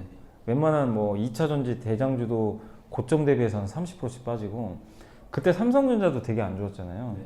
그 다음에 가치주는 말할 것도 없고 계속 안 좋았는데, 그런 이제 급락장이 동시에 왔을 때는 오히려 그때가 진짜 다시 한번 내가 부자가 될 수 있는 진짜 저로의 찬스예요. 뭐냐면 이게 강세장일 때는요, 내가 이제 포트가 있으면 뭐 예를 들면 삼성전자, LG와 뭐 SK, 현대차 뭐 이런 게 주도주라면 계속 올라가잖아요. 기분은 좋아요. 근데 내가 그것만 산 건 아니란 말이에요. 못난이도 있어요. 못난이는 정말 안 가요. 얘는 가요. 근데 리밸런싱을 하고 싶어도 못해요. 이걸 비싼데 얘를 팔고 여기다 옮겨갈 수가 없어요. 그러니까 그냥 이 상태가 유지되는 거예요. 근데 급락장이 오잖아요. 다 빠져버려요. 얘도 빠지고, 근데 얘가 더 빠지죠. 왜냐면 많이 올랐으니까. 얘도 어차피 빠지고. 그럼 딱 봐요. 이거 어차피 다 빠졌는데, 근데 나중에 올라갈 때는 당연히 성장성이 좋은 기업이 먼저 올라가요. 그죠? 그러면은 내가 여기서 이쪽으로 갈아타기가 너무나 좋아요. 물론 그 당시에는 손해보고 파니까 마음은 아플 수 있는데, 이 좋은 기업을 내가 싸게 살 수 있는 또 한 번의 기회가 생겼는데, 현금이 없는데 못난이 기업들을 팔아버리고 옮겨가요. 실제 작년 10월에 제가 그런 식으로 방송을 좀 많이들 해드렸거든요. 성장주로 갈아타야 된다. 왜냐하면 지금 다 같이 빠졌으니까. 그래서 리밸런싱을 이렇게 하면은 뭐 나중에 강세장 오면 좋을 것 같다. 근데 실제로 11월, 12월에 강세장 오면서 일부 그 2차전지는 10월 저점 대비 2배 올랐고, 삼성전자가 한 40% 올라버렸잖아요. 한 2달 만에. 근데 만약에 그거를 리밸런싱 잘 하신 분들은 손해를 메꾸는 것뿐만 아니라 굉장한 수익이 나버렸어요. 근데 앞으로도 이런 장이 계속 나올 거예요. 몇 번씩. 그래서 이 원칙을 잊지 마세요. 급락장이 오면 다 빠지는데, 여러분이 상식적으로 생각하는 거죠. 올해하고 내년에 좋을 게 뭔지, 내가 가지고 있는 것 중에 지금 좋은 게 아니라 앞으로 안 좋아지는 것들도 분명히 있을 거란 말이에요. 그런 것들은 과감히 쳐내야 돼요. 그러니까 그 대표적인 게 사실 코로나19 때문에 돈 많이 벌었던 회사들이 있죠. 진단키트나 치료제 만들거나 아니면 마스크 만들거나 이런 기업들은 작년에 너무 좋았는데 백신 나오고 나서는 딱 이게 보이잖아요. 근데 그런 기업들을 내가 물려서 못 팔 수도 있는데, 급락을 같이 했을 때는 그런 걸 과감하게 팔아버리고 2, 3년 아니면 5, 6년 좋아지는 거 여러분이 다 아시는 종목들이에요. 사실 어려운 게 아니고 그런 걸로 교체를 할 수가 있거든요. 근데 사실 그리고 이번 장도 저는 나쁘지 않았던 게, 그 성장주가 이제 비싸서 못 샀는데 폭락을 했잖아요. 한번. 근데 반대로 되게 특이한 게 못난이가 올라가 버렸어요. 그럼 사실 리밸런싱 하긴 더 좋아요. 왜냐면 이거는 비싸게 또 팔아줄 수 있는 기회가 생긴 거죠. 그래서 제가 그 이 가치주나 경기 민감주를 제가 폄하하는 게 아니라 저는 이제 목표 수익률을 그러니까 성장주는 목표 수익률을 정하지 말고 그냥 웬만하면 이 성장이 끝날 때까지 한번 가져가 보자. 그 끝은 우리가 모르니까. 근데 경기 민감주나 아니면 코로나 피해주에서 회복되거나 이거는 제가 20에서 30% 정도 최대 노리자. 이렇게 말씀드린 게 왜냐하면 얘네는 성장주는 아니거든요. 끝이 명확해요. 코로나가 어느 정도 이제 끝나고 당연히 좋아지지만 그걸 반영해서 올라가는데 그 이상의 뭔가 성장을 해줘야 돼요. 구조적으로. 근데 그런 것들이 보이지는 정유주가 구조적 성장주는 아니잖아요. 어차피 사양산업이잖아요. 나중에 보면 석유화학도 마찬가지고. 근데 그런 것들이 이제 지금 좋아지면서 워낙 쌌기 때문에 저도 좋게 말씀드렸던 건데 반대로 이런 기업들이 주가 올라가면 이제 메리트가 없어지는 거죠. 가격에. 그러면 내가 못난이 기업들을 갖고 있으면 더 리밸런싱이 더 좋은 거예요. 사실은. 이쪽 팔아버리고 성장주로 더 교체할 수가 있는 거잖아요. 일부 팔아가지고. 그래서 이번 조정장은 지금 뭐 언제까지 좀 더 이어질지는 저는 모르겠지만 제가 말씀드린 뭐 2차전지, 반도체, 자동차라든가 또 네이버라든가 카카오 같은 플랫폼 기업들을 더 좀 이렇게 저렴한 가격에 좀 살 수 있는 그런 기회 같아서 저는 그렇게 말씀드리고 싶고 또 나중에 또 이게 바뀔 거예요. 또 이제 어느 정도 조정 끝나면 성장주가 막 가겠죠. 그리고 가치주는 안 가겠죠. 이게 또 벌어져요. 그럴 땐 또 한번 교체하시면 돼요. 성장주 일부 탑팟이라는 게 일부 더 약간 덜어내시고 가치주로 좀 편입하시고 제가 2월 초인가 그런 거 많이 말씀드렸잖아요. 그런 식으로 이게 순환해요. 그래서 뭐 포트폴리오 조정은 그런 식으로 좀 유연하게 계속 해 나가시면 좋을 것 같아요. 예. 그래서 지금 그 더 나쁠 게 없죠. 이 말을 저는 되게 좋아하거든요. 네네. 네. 그런 정보도 이제 나왔으면 좋겠다는 생각이 그게 이제 더 나쁠 게 저도 그런 종목들을 되게 좋아하는 것 중에 하나가 그 저번에 정유주가 그랬고 그 다음에 이제 그 OLED 아시죠? OLED. OLED 장비주가 그런 케이스예요. 진짜 너무나 그동안 안 좋았잖아요. 3년 동안 역사이클에 걸려가지고 삼성이 투자도 안 하고.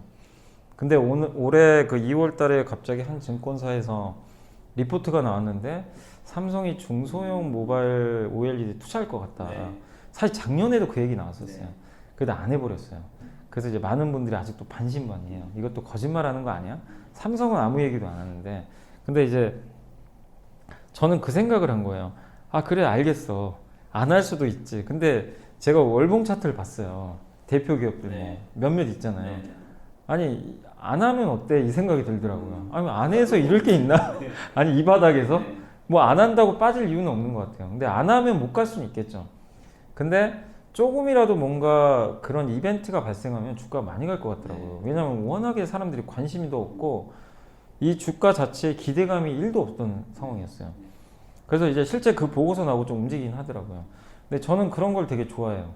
그러니까 남들이 관심 없고 주가도 완전히 처참하게 그냥 이 왕따 당하고 있는데 그런 상황에서 뭔가 트리거가 될 만한 뭐가 나오면 주가 굉장히 많이 가는데 그래서 그게 이제 OLED가 올해 좀 저는 그래서 대표적인 다크호스로 보고 있고 근데 그냥 올해 뭐 삼성이 할지 안 할지는 저도 모르지만 합리적인 근거는 있어요. 왜냐하면 OLED 모바일 쪽으로 보면 모바일 그 스마트폰도 요새 많이 팔리잖아요.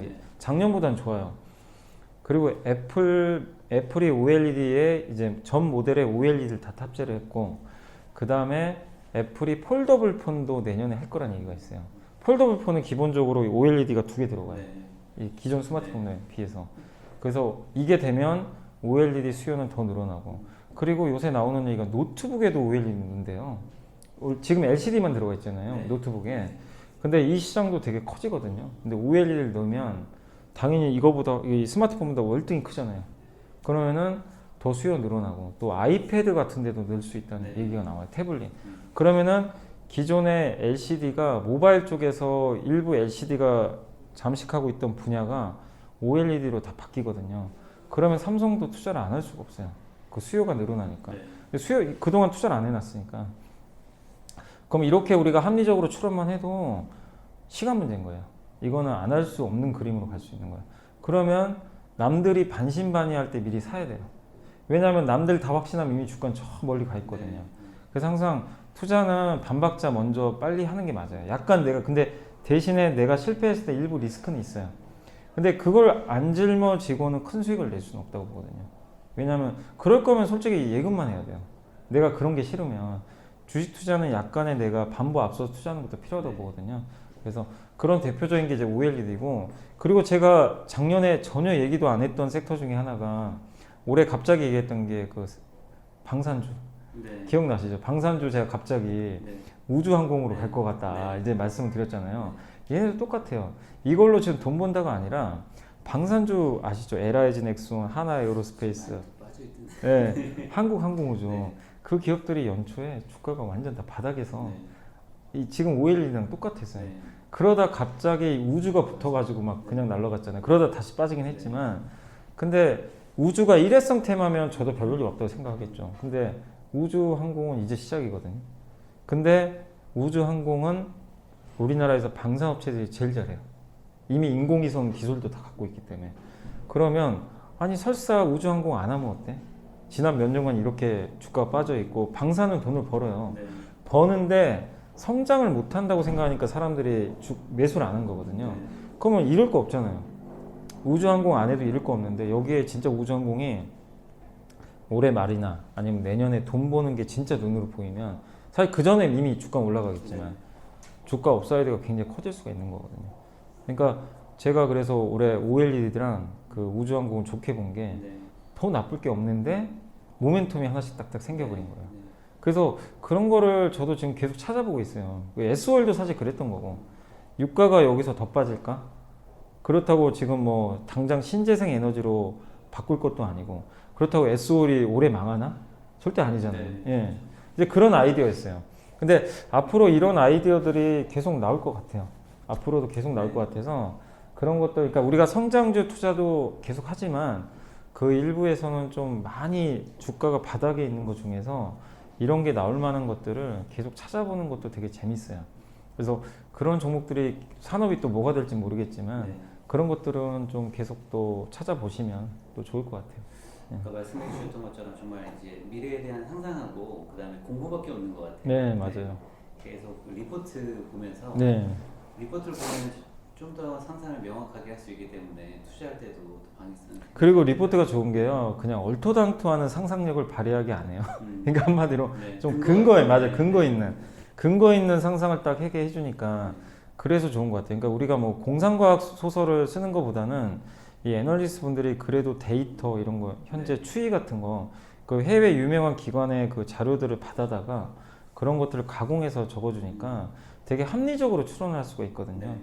그래서 그런 보고서 제가 주로 종목 위주로도 많이 보여드리지만 간혹가다 산업 보고서도 보여드리는데, 그런 산업 보고서도 보시면 좋을 것 같아요. 이 말씀 드리냐면 우리나라 기업들, 그래도 많은 기업들이 그 이 회사가 속한 업종이 되게 중요하거든요. 그러니까 예를 들면요, 은행주 중에서 KB금융이 정말 압도적으로, 예를 들면 엄청난 돈을 번다고 쳐볼게요. 네. 그래도 KB금융은 잘 안 갑니다. 우리나라에서 은행주는 사양산업이에요. 사람들이 인정을 안 해요. 그러니까 아무리 좋아도 인정을 안 해줘요. 근데 예를 들면 전기차 배터리 관련된 기업이에요. 거기서 못난이도 좀 못난이 기업이 있을 수 있잖아요. 돈 많이 못 벌고. 근데 그런 기업이 은행주보다 월등히 많이 가요. 왜냐? 2차 전지는 빅사이클에 올라탔기 때문에. 예. 그래서 차라리 용의 꼬리가 낫다. 네. 뭐 그런 얘기도 있어요. 그러니까 뭐 뱀의 머리보다 용의 꼬리가 난 것처럼, 확실하게 빅사이클을 타는 산업에 약간 모자란 기업이 네. 오히려 못난이 업종에 우두머리보다 낫다. 그러니까 업종을 잘 보셔야 될 것 같아요. 업종에서 진짜 좋아지는 그림이 있는 그런 종목을 선택하시면 일단 기본적으로는 어느 정도 먹고 들어갈 수가 있거든요, 사실상. 네. 그래서 산업 공부도 진짜 꾸준히 해보시면 좋을 것 같아요. 네. 진짜. 그 아까 말씀하셨던 것처럼 포트폴리오를 계속 주기적으로 살펴보는 게 제일 필요한 것 같아요. 네, 계속 리밸런싱 할 것들이 있으면 체크해 놓으시고, 뭐 여러분, 그러니까 여러분의 다 스타일이니까 뭐 그게 어느 게 정답이 있다라고 좀 말씀드리기는 어렵겠지만, 뭐 성장주가 너무 오버한다 싶으면 일부 줄여서 약간 줄이기도 해보고, 네. 다양하게 한번 해보시면 분명히 자기만의 방법을 나중에 알게 될 것 같아요. 네. 그리고 그 비율을 정해놓으면 어느 때는 뭐 어떤 종목이 확 커지고 어떤 종목이 좀 네. 줄어드니까, 그럴 때는 이제 그 조절해주면 될 것 네. 같고요. 네. 그 주식 그 종목 리스트 관리하는 거에 대해서도 좀 궁금한 점이 있는데요. 네. 보통 이제 추천해 주시는 그런 그 종목들이 많아서 제가 뭐 보통 뭐 다 다른 시청자분들도 비슷하실 것 같아요.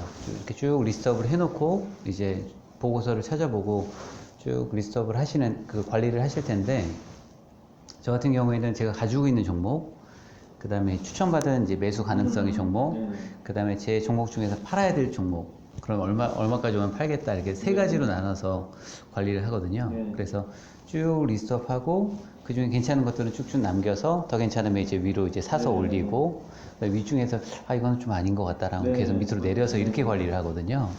그 종목 관리를 좀 어떻게 하면 좀 효과적인지. 그러니까 종목 관리하실 때 이게 워낙 제가 또 이게 많은 분들이 보시니까 당연히 이제 많은 종목들을 소개해 드리는데 보고서도 워낙 많다 보니까, 근데 여러분들이 이제 저는 일단 먼저 이제 종목 관리를 하실 때 산업별로 좀 분류를 해 놓으시면 좋을 것 같아요. 큰 카테고리. 예, 큰 카테고리별로. 그러니까 저도 사실 엑셀 작업을 그걸 하고 있어요. 하고 있는데 보고서 나온 것들 중에 괜찮은 것들만 엑셀로 뭐 예를 들면 반도체면 반도체 딱 해놓고 어느 날짜에 어떤 종목이, 그러니까 요약은 해놔요. 아 어떤 내용이다. 그렇게 해놓고 그걸 해놓으면 좋은 게 나중에 또 업데이트를 할 때 아 그때는 이런 내용이었는데 좀 찾아보기도 쉽고, 그렇게 산업별로 꾸준히 해놔요. 그럼 산업이 뭐 반도체, 2차전지, 화장품, 백화점이 쫙 이렇게 이게 나중에 데이터가 쌓이잖아요. 그러면은 이제 선택을 하는 거죠. 나는 앞만 봐도 성장주 쪽에 좀 메리트가 있는 것 같은데, 성장주를 봤을 때 반도체 기업들이 되게 많이, 그러니까 보고서만 해도 엄청나요.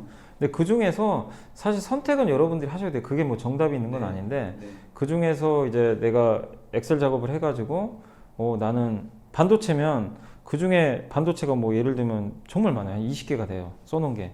그럼 그 중에 한두 개를 딱 자기만의 기준은 그거 한번 설정해 보세요. 나는 큰 게 좋다. 그러면 삼성전자 하나 딱 픽하면 되고, 예를 들면 나는 소재나 장비 쪽이 좋은 것 같다. 근데 소재나 장비 쪽에서 예를 들면 이런 거죠. 증권사 보고서를 딱 보고 올해하고 내년에 매출 성장률이 나와요. 보통 애널리스트 보고서 쓸 때 매출액이 올해 얼마 될 것 같습니다. 예. 그걸 봤는데 딱 적어놔 보세요. 그럼 그 중에 매출 성장이 제일 높은 애들이 나올 거예요. 그거 한두 개 딱 찍는 거죠. 그럼 난 그걸 하겠다. 아니면 이제 이것도 하나의 방법이에요. 반도체를 딱 봤는데 난 두 개만 골라야 돼. 근데 매출 성장이 좋은 애를 딱 찾아봤는데 좀 많이 오른 것 같아요. 그럼 나는 상대적으로 좀 저평가된 거. 예를 들면 제가 방송에서 솔브레인 얘기를 많이 했는데 그 종목을 자꾸 말씀드린 게 좀 상대적으로 되게 싸요. PER이. 그것도 하나의 방법이에요. 그러니까 좀 덜 오르고 나는 좀 저평가된 거 사겠다. 그것도 좋은 방법이에요. 그게 나쁘다가 아니라, 그러니까 각각의 어떤 그 데이터를 보고 기준을 잡아보세요. 나는 EUV가 좋다. 뭐 그 극자외선 공정이 앞으로 커진다고 하는데, 그럼 거기에 관련된 회사들 있잖아요. 난 걔만 피킹을 하겠다. 아니다. 나는 D램이 더 좋은 것 같다. D램 장비 회사라든지. 정답은 정말, 그러니까 정답지를 선택하는 건 무궁무진한데 그걸 다 할 수는 없기 때문에 여러분들이 그 중에서 좀 선호하는 스타일대로 한두 개만 딱 픽하시면 좋을 것 같아요. 그 예를 들면 또 요새 화장품도 되게 제일 많이 말씀을 드리지만 뭐 LG생활건강, 코스맥스, 아모레퍼시픽, 아니면 우선주도 설명해 드렸고, 뭐 한국콜마 되게 많아요. 연우도 있고 되게 많은데 그 중에 하나만 선택해야죠. 당연히 화장품을 뭐 다 좋다고 다 할 필요는 없고, 사이클이 좋아지면 다 같이 가는데, 근데 그것도 똑같아요. 올해 성장이 좋을 것 같은 건 제가 봤을 때 아모레퍼시픽이에요. 매출 성장이 나올 것 같더라고요. 보고서도 한번 보여드렸고. 근데 상대적으로 저평가되어 있는 거 코스맥스예요. 예를 들면 나는 가격으로 접근하면 코스맥스를 사는 거고, 나는 매출 성장이 좋다. 사실은 매출 성장 좋은 게 사실은 주가도 좋아요. 원래 이 매출액이 나와야 그 기업의 이익이나 이 성장이 나오는 거니까. 대신에 좀 비싸죠, 단점은. 근데 나는 그걸 선호하면은 아모레퍼시픽을 사는 거죠. 그러니까 이런 식으로 업종을 먼저 세분화한 다음에 거기서 내가 선호하는 스타일대로 하나씩 피킹을 하시면 그렇게 어렵진 않아요. 근데 이제 제일 많은 분들이 그 실수하시는 게, 제가 소개해주면 그냥 막 사세요. 그럼 종목이 막 50개, 60개 될 수도 있거든요. 잘못하면. 근데 절대 그러지 마시고, 그 많은 종목이 다 가는 것도 아니니까. 그래서 그 종목들 중에서 여러분들이 선호하는 스타일대로 하시고, 다만 제가 보고서를 보여드리지만 차트도 꼭 보세요. 월봉 같은 거. 너무 올라가. 제가 종목 상담할 때 항상 월봉 보여드리잖아요. 근데 월봉에서 너무 목에 차 있으면 주가 이렇게 급 나가는 경우가 있어요. 그런 것들은 분명히 빠져요. 그럼 빠지면 사면 되게 좋거든요. 좋은 기업들은. 근데 비싸게 사면 이 월봉에서 확 눌러줄 때 비싸게 사기 때문에 나중에 올라오면 본전에 손절할 수도 있어요. 잘못하면. 그래서 항상 한 번 더 체크하실 거는 월봉 한 번 더 보시고 월봉에서 크게 부담은 없는 것 같다. 그러면 이제 들어가도 되는 거거든요. 그러니까 그런 식으로 종목을 좀 세팅을 하셔가지고 대응을 하셔서 한 10종목 정도 내외로 하시면 좋을 것 같고, 근데 그렇게 하시다가 내가 딱 봤는데 반도체에서 예를 들면 내가 예를 든 거예요. 솔브레인을 들어갔어요. 좋은 자리에서 한 5, 6% 수익이 나 있어요. 뭐 아니면 10%까지 잘 가고 있어요. 근데 염승환 부장이 소개를 해줬는데 솔브레인보다 왠지 더 좋아 보여요. 차트 위치도 그렇고 성장도 더 할 것 같고. 그런 경우는 갈아타도 돼요. 그러니까 같은 업종에서 뭔가 더 좋은 게 나왔다. 근데 내가 현금이 있으면 더 사도 되는데 돈이 한정돼 있으면 예를 들면 솔브레인을 수익 난 걸 팔아버리고 더 좋은 거 교체할 수도 있는 거죠. 그거는 나쁜 전략이 아니거든요. 그건 매도의 원칙 중에 하나예요, 사실은. 그런 식으로. 근데 예를 들면 솔브레인이, 그러니까 예를 들면 반도체가 좋아요. 반도체 새로운 좋은 게 나왔어요. 근데 내가 화장품에서도 코스맥스가 지금 잘 가요. 근데 투자 아이디어가 해소 안 됐어요. 근데 뭐 예를 들면 근데 코스맥스 같은 경우는 제가 화장품은 성장주는 아니니까 20-30% 수익 났으면 제가 팔으라 그러잖아요. 근데 그 정도 가서 팔고 반도체로 교체하는 건 뭐 그건 나쁜 건 아닌데 코스맥스 투자 아이디어도 괜찮고 아직 수익률이 한 5-6%예요. 근데 굳이 이걸 팔아가지고 반도체 더 살 필요는 없는 거죠. 그럼 포트가 반도체에 너무 집중되잖아요. 근데 그런 경우에는 기존의 다른 업종들은 그대로 보유한 채 반도체 내에서 하나를 팔고 차라리 교체하는 게 이 포트폴리오를 봤을 때는 딱 이게 다변화될 수가 있기 때문에 더 안정적일 수가 있는 거거든요. 그래서 그런 식으로 한번 종목 피킹하시고 포트폴리오 이렇게 운영하시면 좀 더 낫지 않을까. 근데 사실 뭐 이거는 하나의 예이니까 정답이라고는 할 수 없는데 이런 식으로 하면 뭐 크게 어렵진 않을 것 같아서 하나의 좀 예시는 한번 설명드려봤습니다. 가장 합리적인 선택을 말씀해 주시는 것 같아서 많이 들으시는 분들이 많이 공감하실 것 같아요. 네. 그러니까 그 카테고리별로 해서 이제 그 종목 구분을 좀 해놓는다. 그게 되게 좋은 거예요. 저도 어쨌든 지금 엑셀 작업을 매일 하고 있지만 그걸 딱 해놓으면 그 한 번 이제 읽고 나서 다시 좋은 것들을 메모를 하잖아요. 그러면 한 번 더 머릿속에 또 들어가요. 그 공부가 한 번 더 돼요. 그리고 나중에 그 이제 엑셀로 찾을 때 또 한 번 또 보게 돼요. 찾게 될 때. 그러면 이때 이랬었지, 이래서 좋았지. 그리고 이게 되게 좋은 게 그거를 딱 좋은 것들만 딱 엑셀 작업을 다 해놓으시면 뭐가 좋냐면 급락장이 오잖아요. 급락장에선 다 빠지잖아요. 근데 급락장인데 이건 분명히 나중에 좋아질 것 같은 싸게 사야 되는데 공부를 그러니까 이런 리스트업을 안 해놓으시면 우왕좌왕해요. 뭘 사야 되지? 이게 좋나 저게 좋나 몰라요. 머릿속에서만 맴돌아요. 메모를 안 해놓으니까. 그러면 그 자료를 딱 보면 맞아 이거 좋았는데 이제 차트를 딱 봐요. 이거 이때 얘기했는데 이 정도였는데 거기서 한 10% 더 빠졌네? 근데 기업 가치 변한 게 없어요. 찾아봐요. 뭐 악재 있는 게 있나? 아니면 더 궁금한 회사에 전화도 해봐요. 아무 변화가 없어요. 그러면 살 수가 있어요. 급락장에서. 그러니까 이 리스트업을 해놓으면 진짜 좋아요. 특히 급락장에서 종목 선정하기가 이 종목 그때 맞아 정말 좋았는데 내가 원하는 너무 비싸서 못 샀는데 예를 들면 급락해서 살 수 있는 거예요. 요새 제가 작업하다 보니까 아까 말씀해 주셨지만 방산주 많이 빠졌더라고요. 최근에. 근데 변한 거 없거든요. 그러면은 내가 만약에 급락장에서 방산주 또 살 수도 있는 거죠. 예를 들면. 그래서 그런 식으로 리스트업 해놓으시면 이 급락장에서도 되게 좀 좋은 것 같아요. 그 기업 분석을 도대체 어디까지 해야 되느냐 이런 게 참 개인마다 숙제인 것 같아요. 그래서 참 이게 투자는 하지만 이게 내가 보는 자료들이 참 맞을까란 스스로 이제 궁금증도 많이 드는데 그 개인 투자자 입장에서도 그렇고 어느 정도 정말 투자 중수 고수인 부분도 그렇고 아까 기업에 전화하는 경우도 좀 많이 있는 것 같더라고요. 찾아가시는 분들도 계시고 어느 정도까지 기업 분석을 하는 게 좀 적당할까요? 근데 기업의 내부 정보라는 거는 사실 한계가 있어요. 이게 거기 탐방 간다고 알 수 있는 것도 아니고 그리고 기업의 내부 정보를 누구한테도 오픈할 수는 없어요. 이건 범죄입니다. 범죄이기 때문에 그걸 미리 알고 내가 먼저 그 주식을 사가지고 거래를 하면 내부자 정보에 걸려가지고 징역형을 살 수도 있어요. 다 토해내야 되고. 그래서 범법행위이기 때문에 아마 그러니까 많은 분들이 그런 환상이 있어요. 탐방 가면 다 알려주겠지. 절대 안 그렇습니다. 탐방 가도 전화하셔도 충분해요. 전화로도 그러니까 예를 들어서 전화를 해가지고 어떤 이벤트가 발생했는데 이게 사실 예를 들면 이거죠. 기아차에 전화를 했어요. 애플카 진짜 맞아요? 하나요? 안 알려줍니다 절대. 네. 예, 뭐 공시 내용 그대로예요. 네. 뭐 그거는 여러 업체로부터 제의는 받았지만 저희가 알려드릴 수는 없습니다. 분명히 이래요. 그럼 탐방 가면 알려줄 것 같죠? 절대 안 알려줘요. 똑같아요 사실은.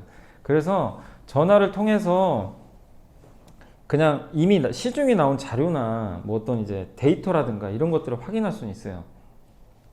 근데 그 너머 개인 투자자분들이 많은 분들이 그 너머를 알려고 하세요. 진짜. 근데 그거는 누구한테도 절대 안 알려줍니다. 그래서 합리적으로 그냥 생각하시면 돼요. 그래서 저는 전화만 해도 충분하다. 네. 그리고 이 뭐 보고서만 봐도 보고서가 보기가 좀 어렵다 하더라도 애널리스트들의 추정도 물론 들어가 있기 때문에 100% 맞진 않아요. 애널리스트들도 사람인데 네. 자기가 객관적인 데이터를 보고 해석을 한 다음에 저도 방송에서 제 의견을 말씀드리잖아요. 이러이러 할 것 같다. 애널리스트도 똑같아요.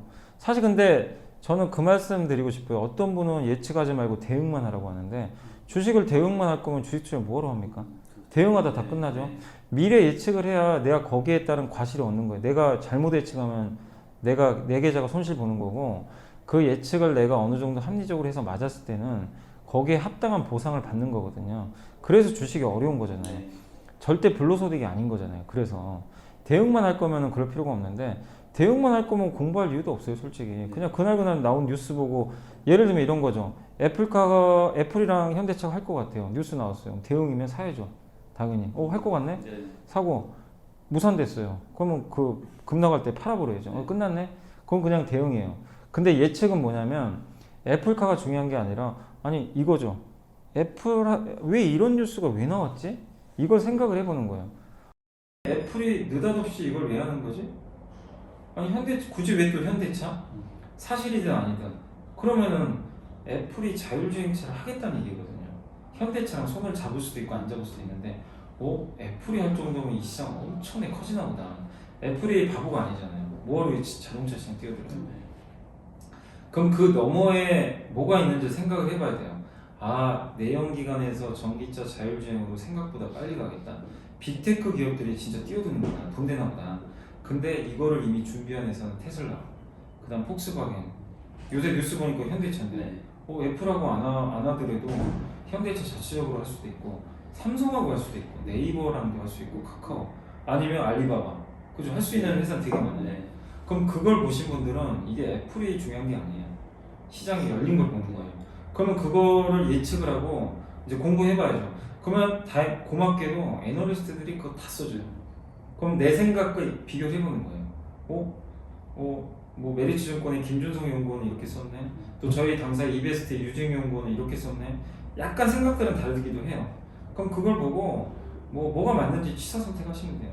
그게 하나의 그 공부예요. 공부고 분석이고 절대 누구 말이 정답이다가 아니라 그러면서 예측을 하고 확신을 하면 투자를 하는 거예요. 네. 그래서 기업 분석할 때도 마찬가지예요. 이게 정답이라고 생각하지 마시고 틀릴 수 있다는 거 감안하시되 이 보고서를 보시고 나서 합리적인지를 보세요. 이 보고서 내용이 누가 생각해도 합리적으로 추론했는지. 네. 어떤 보고서는 그냥 뻥튀기 하는 보고서도 있어요. 그냥 자기 감정에 따라 진짜 그런 보고서도 있습니다. 그런 거는 보고서를 많이 보다 보면 알아요. 아 이건 좀 너무 감정적이다. 이건 아닌 것 같다. 네. 그런 거 걸러내시면 돼요. 근데 그리고 요새 네이버가 되게 좋은 게 네이버에 뭐 예를 들면 인선이 딱 치잖아요. 기업 분석에 관해서 다 나와요. 재무제표 5년치 나오죠. 네. 뭐 옛날에는 우리가 다 엑셀로 다 구해야 돼요. 매출 채권, 회전율 이런 거 매출 성장률 옛날에 구하려면 엑셀로 다 데이터 뽑아가지고 얼마나 귀찮아요. 근데 네이버에 검색하면 다 보여줘요. 그래 다트도 다 연결돼 있더라고요. 다 연결돼 있어요. 네. 그래서 옛날에는 수작업을 다 해야 돼가지고 너무나 힘들었어요. 근데 요즘에는 이걸 다 보여줍니다. 네. 다 보여주니까 여러분이 발품 안 팔고도 네이버에 검색해서 보고서 보고 난 좀 더 궁금하다. 이 회사 지금 최근 몇 년간 실적이 어떻지?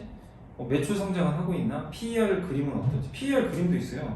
평균치가 이렇게 나와 있어요. 네. 그런 거. 그 다음에 재무제표 봐가지고 지금 부채는 어느 정도인지 1년에 배당은 얼마 줬는지 그 다음에 전자공시 연결돼 있으니까 지금 하는 사업들은 전자공시 들어가면 이제 분기보고서나 사업보고서 나오잖아요. 네. 그럼 분기보고서나 사업보고서에 보면 메뉴 중에 사업의 현황이라고 나와 있어요. 그럼 그걸 딱 클릭하면 인선 ENT가 지금 하고 있는 사업을 업데이트를 다 해놨어요. 네. 회사에서.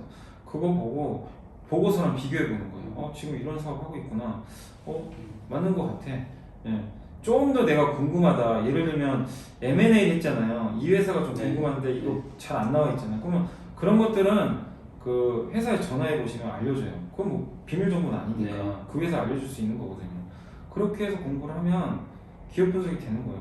이게 어려운 게 아니라 네. 그냥 이 정도는 누구나 할 수 있는 거거든요. 어느 정도 이 공부만 해보시면. 그래서 여러분이 애널리스트가 될 필요 없어요. 진짜 애널리스트 분들은 이거 하나만 하신 분인데 어떻게 거기까지 가겠어요. 네. 근데 이분들의 능력을 우리가 살짝 취하고 대신에 조금 더 수고스럽더라도 네이버의 재무제표, 그 다음에 전자공시 조금만 더 찾아보시고 거기에 한 가지 더 산업 트렌드만 공부 이것까지 유기적으로 연결하시면 진짜 보이거든요. 네. 그래서 제가 예를 들어서 이게 오늘 자꾸 인서니엔티 제가 추천한 게 아니라 여기 있어가지고 꺼내놔서 그런 건데, 그러니까 예를 든 거예요. 인서니엔티 자꾸 얘기하게 되는데. 올라가는 거 아니에요? 근데 어쨌든 이 기업이 지금 건설 폐기물 하는 회사고 IS 동서가 최대 주주지만 뭐 이 기업 내용만 봤을 때는 분명히 좋은 얘기들이 계속 나와요. 네. 이번 실적도 좋았고. 네. 근데 재무제표 봤더니 나쁘지 않고, 그 다음에 사업이 뭐죠? 얘가 속한 사업이 건설 폐기물. 근데 건설 폐기물은 언제 좋아지나? 건설 회사들이 건설을 많이 할 때 당연히 좋아지잖아요. 이게 상식이잖아요. 네. 근데 재건축 많이 하고 네. 신규 택지 공급하고, 예, 정부에서 규제 완화해주면 좋아지잖아요. 네. 근데 지난 몇 년간은 정부가 못하게 막아버렸잖아요. 그러면 이게 이제 열리잖아요. 네. 그럼 산업 트렌드만 봐도 좋은 거잖아요. 그럼 이게 사실은 연결이 다 돼 있어요. 그러면 인서니엔트를 투자 안 할 이유가 사실 없는 거죠. 네. 어떻게 이게 내가 네. 분석이 끝난 거예요. 네. 그럼 그걸 믿고 투자를 하시면 돼요. 이제 매수 타이밍은 여러분이 각자 좀 스타일대로 좀 빠질 때 하시든가 네. 이제 속도 조절하시면 되고, 그렇게 해서 들고 가는 겁니다. 언제까지? 내가 투자 아이디어가 훼손될 때까지. 예를 들면, 그러니까 이 두 가지 말씀드릴게요. 인서니엔트를 내가 타서 이제 가져가는데, 네. 첫 번째가 갑자기 경쟁자가 나온 거예요. 그러니까 건설 폐기물의 강자거든요. 근데 어디서 갑자기 내가 생각지도 않은 경쟁자가 나타나서 인서니엔트의 폐기물 점유율을 갉아먹는 업체가 나온 거예요. 네. 그러면 그땐 팔아야 돼요. 왜냐면 이 인서니엔트가 혼자 독식하다가 누가 뛰어든 거죠. 네. 그러면은 아무리 업황이 좋아도 타격을 받아요. 네. 그럴 때는 비중을 줄여야 되고, 그 다음에 두 번째가 우리가 투자하는 포인트 중에 하나가 정부 정책이 건설 공급을 늘리는 거잖아요. 네. 근데 갑자기 스탠스가 또 바뀌어 버렸어요. 예를 들면 보궐선거가 끝나가지고 갑자기 야 이제 안 해 막 이럴 수도 있는 거죠. 극단적으로 네. 가정하면. 네. 그러면은 이것도 건설 경기가 안 좋아지거든요. 그러니까 예를 든 거예요. 그게 바뀌면 팔아야 되는 거예요. 내가 손실이 얼마든 간에 상관이 없어요. 근데 이런 게 훼손되지 않고 유지되면 그냥 가져가는 겁니다. 1년이고 2년이고. 그러면서 내가 원하는 수익률까지 갔으면 그때 파셔도 되고.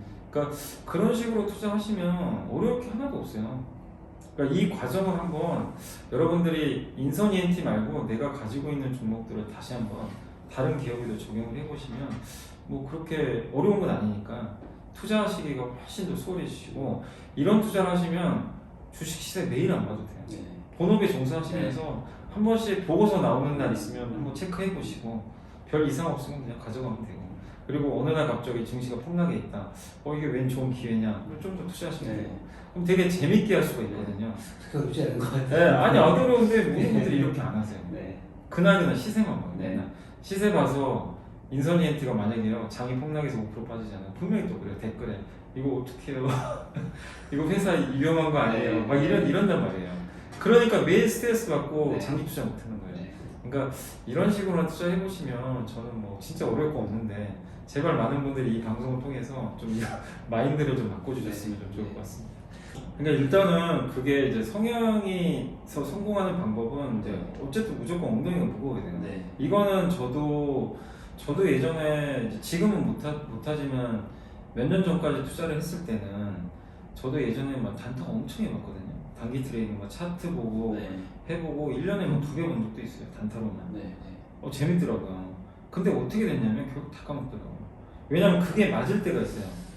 그 사이클이 맞을 때가 있는데, 네. 단타는 뭐가 안 좋냐면 그 방식대로 하다가 안 맞는 사이클에 걸려버리면 할 때마다 까먹는 거예요. 네. 결국 도로함이 타불이 되고. 근데 결국 엉덩이가 무거운 투자는 내가 이 기업을 기본적으로 몇 년을 보고 투자하는 거잖아요. 이 약간 인선이엔티처럼. 네. 그런 경우는 제대로 맞았을 경우에는 일단 기본적으로 두세 배씩 수익 나요. 예. 근데 이런 걸 한번 경험을 하잖아요. 그 다음에도 이런 방식으로 투자를 했는데 이 방식으로 하다 보면요 실패하는 경우도 있지만 크게 안 까먹더라고요. 의외로 크게 손실 안 봐요. 그렇기 때문에 10개 들어가면 한 6, 7개는 성공하는데 수익은 많이 나고 두세 개 까먹는데 손실률은 크게 제한이 돼요. 그래서 엉덩이 투자법이 되게 좋은데 근데 이걸 하기 위해서는 내가 투자하는 자금의 성격이 일단 여유 자금이어야 돼요. 생활 자금이나 단기성 자금들 있잖아요. 내가 몇 달 안에 나 이거 무조건 벌어야 돼. 뭐 예를 들면 전세 자금이라든가 그런 것, 네, 맞아요. 그런 것들은 만기가 있어도 분명히 내가 몇 달 안에 승부를 봐야 되거든요. 근데 이거하고는 안 맞죠. 그래서 일단 자금의 성격 자체가 여유 자금을 해야 된다는 거.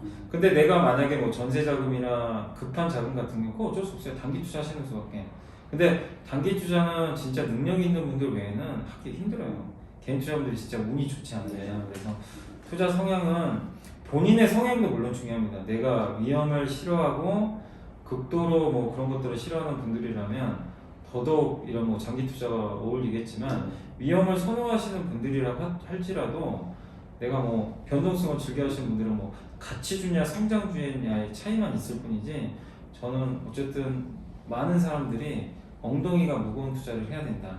그거를 꼭 저는 앞으로도 계속 얘기해드리고 싶고 그러기 위해서는 여러분들의 자금 성격 자체가 기본적으로 장기 자금이어야 돼요. 여유 자금. 지금 당장 없어도 되는 자금. 그래서 그런 여유 자금을 투자하실 때 성공하는 거고 부동산도 뭐 그렇지만 뭐 예금에 넣는 자금도 그렇지만 결국엔 이 인플레라고 그러잖아요. 물가가 계속 어차피 계속 앞으로도 오릅니다. 그러니까 물가를 이 해지하는 수단 중에 가장 대표적인 게 뭔가 실물 자산을 사는 거잖아요. 그럴 때 가장 좋은 거는 주식이든 부동산인데 부동산에서 왜 대부분 성공하시죠? 부동산 뭐 급락하면 그냥 깔고 살지 뭐 그런 마인드로 했다가 몇 년 후에 그냥 어마어마하게 지금 가격이 오른 분들 올라서 수익 나시는 분들 많잖아요. 근데 주식은 그렇게 안 하시는 분들 되게 많아요. 근데 주식도 그런 예를 들면 강남의 압구정동 뭐 아파트를 사신 분들이 부자가 됐잖아요. 명품 아파트라고 그러고 주식도 똑같이요. 명품 주식은 여러분이 골라보세요. 뭐가 될지 모르지만 그런 주식을 골랐을 때 아파트 투자하는 것처럼 장기 투자.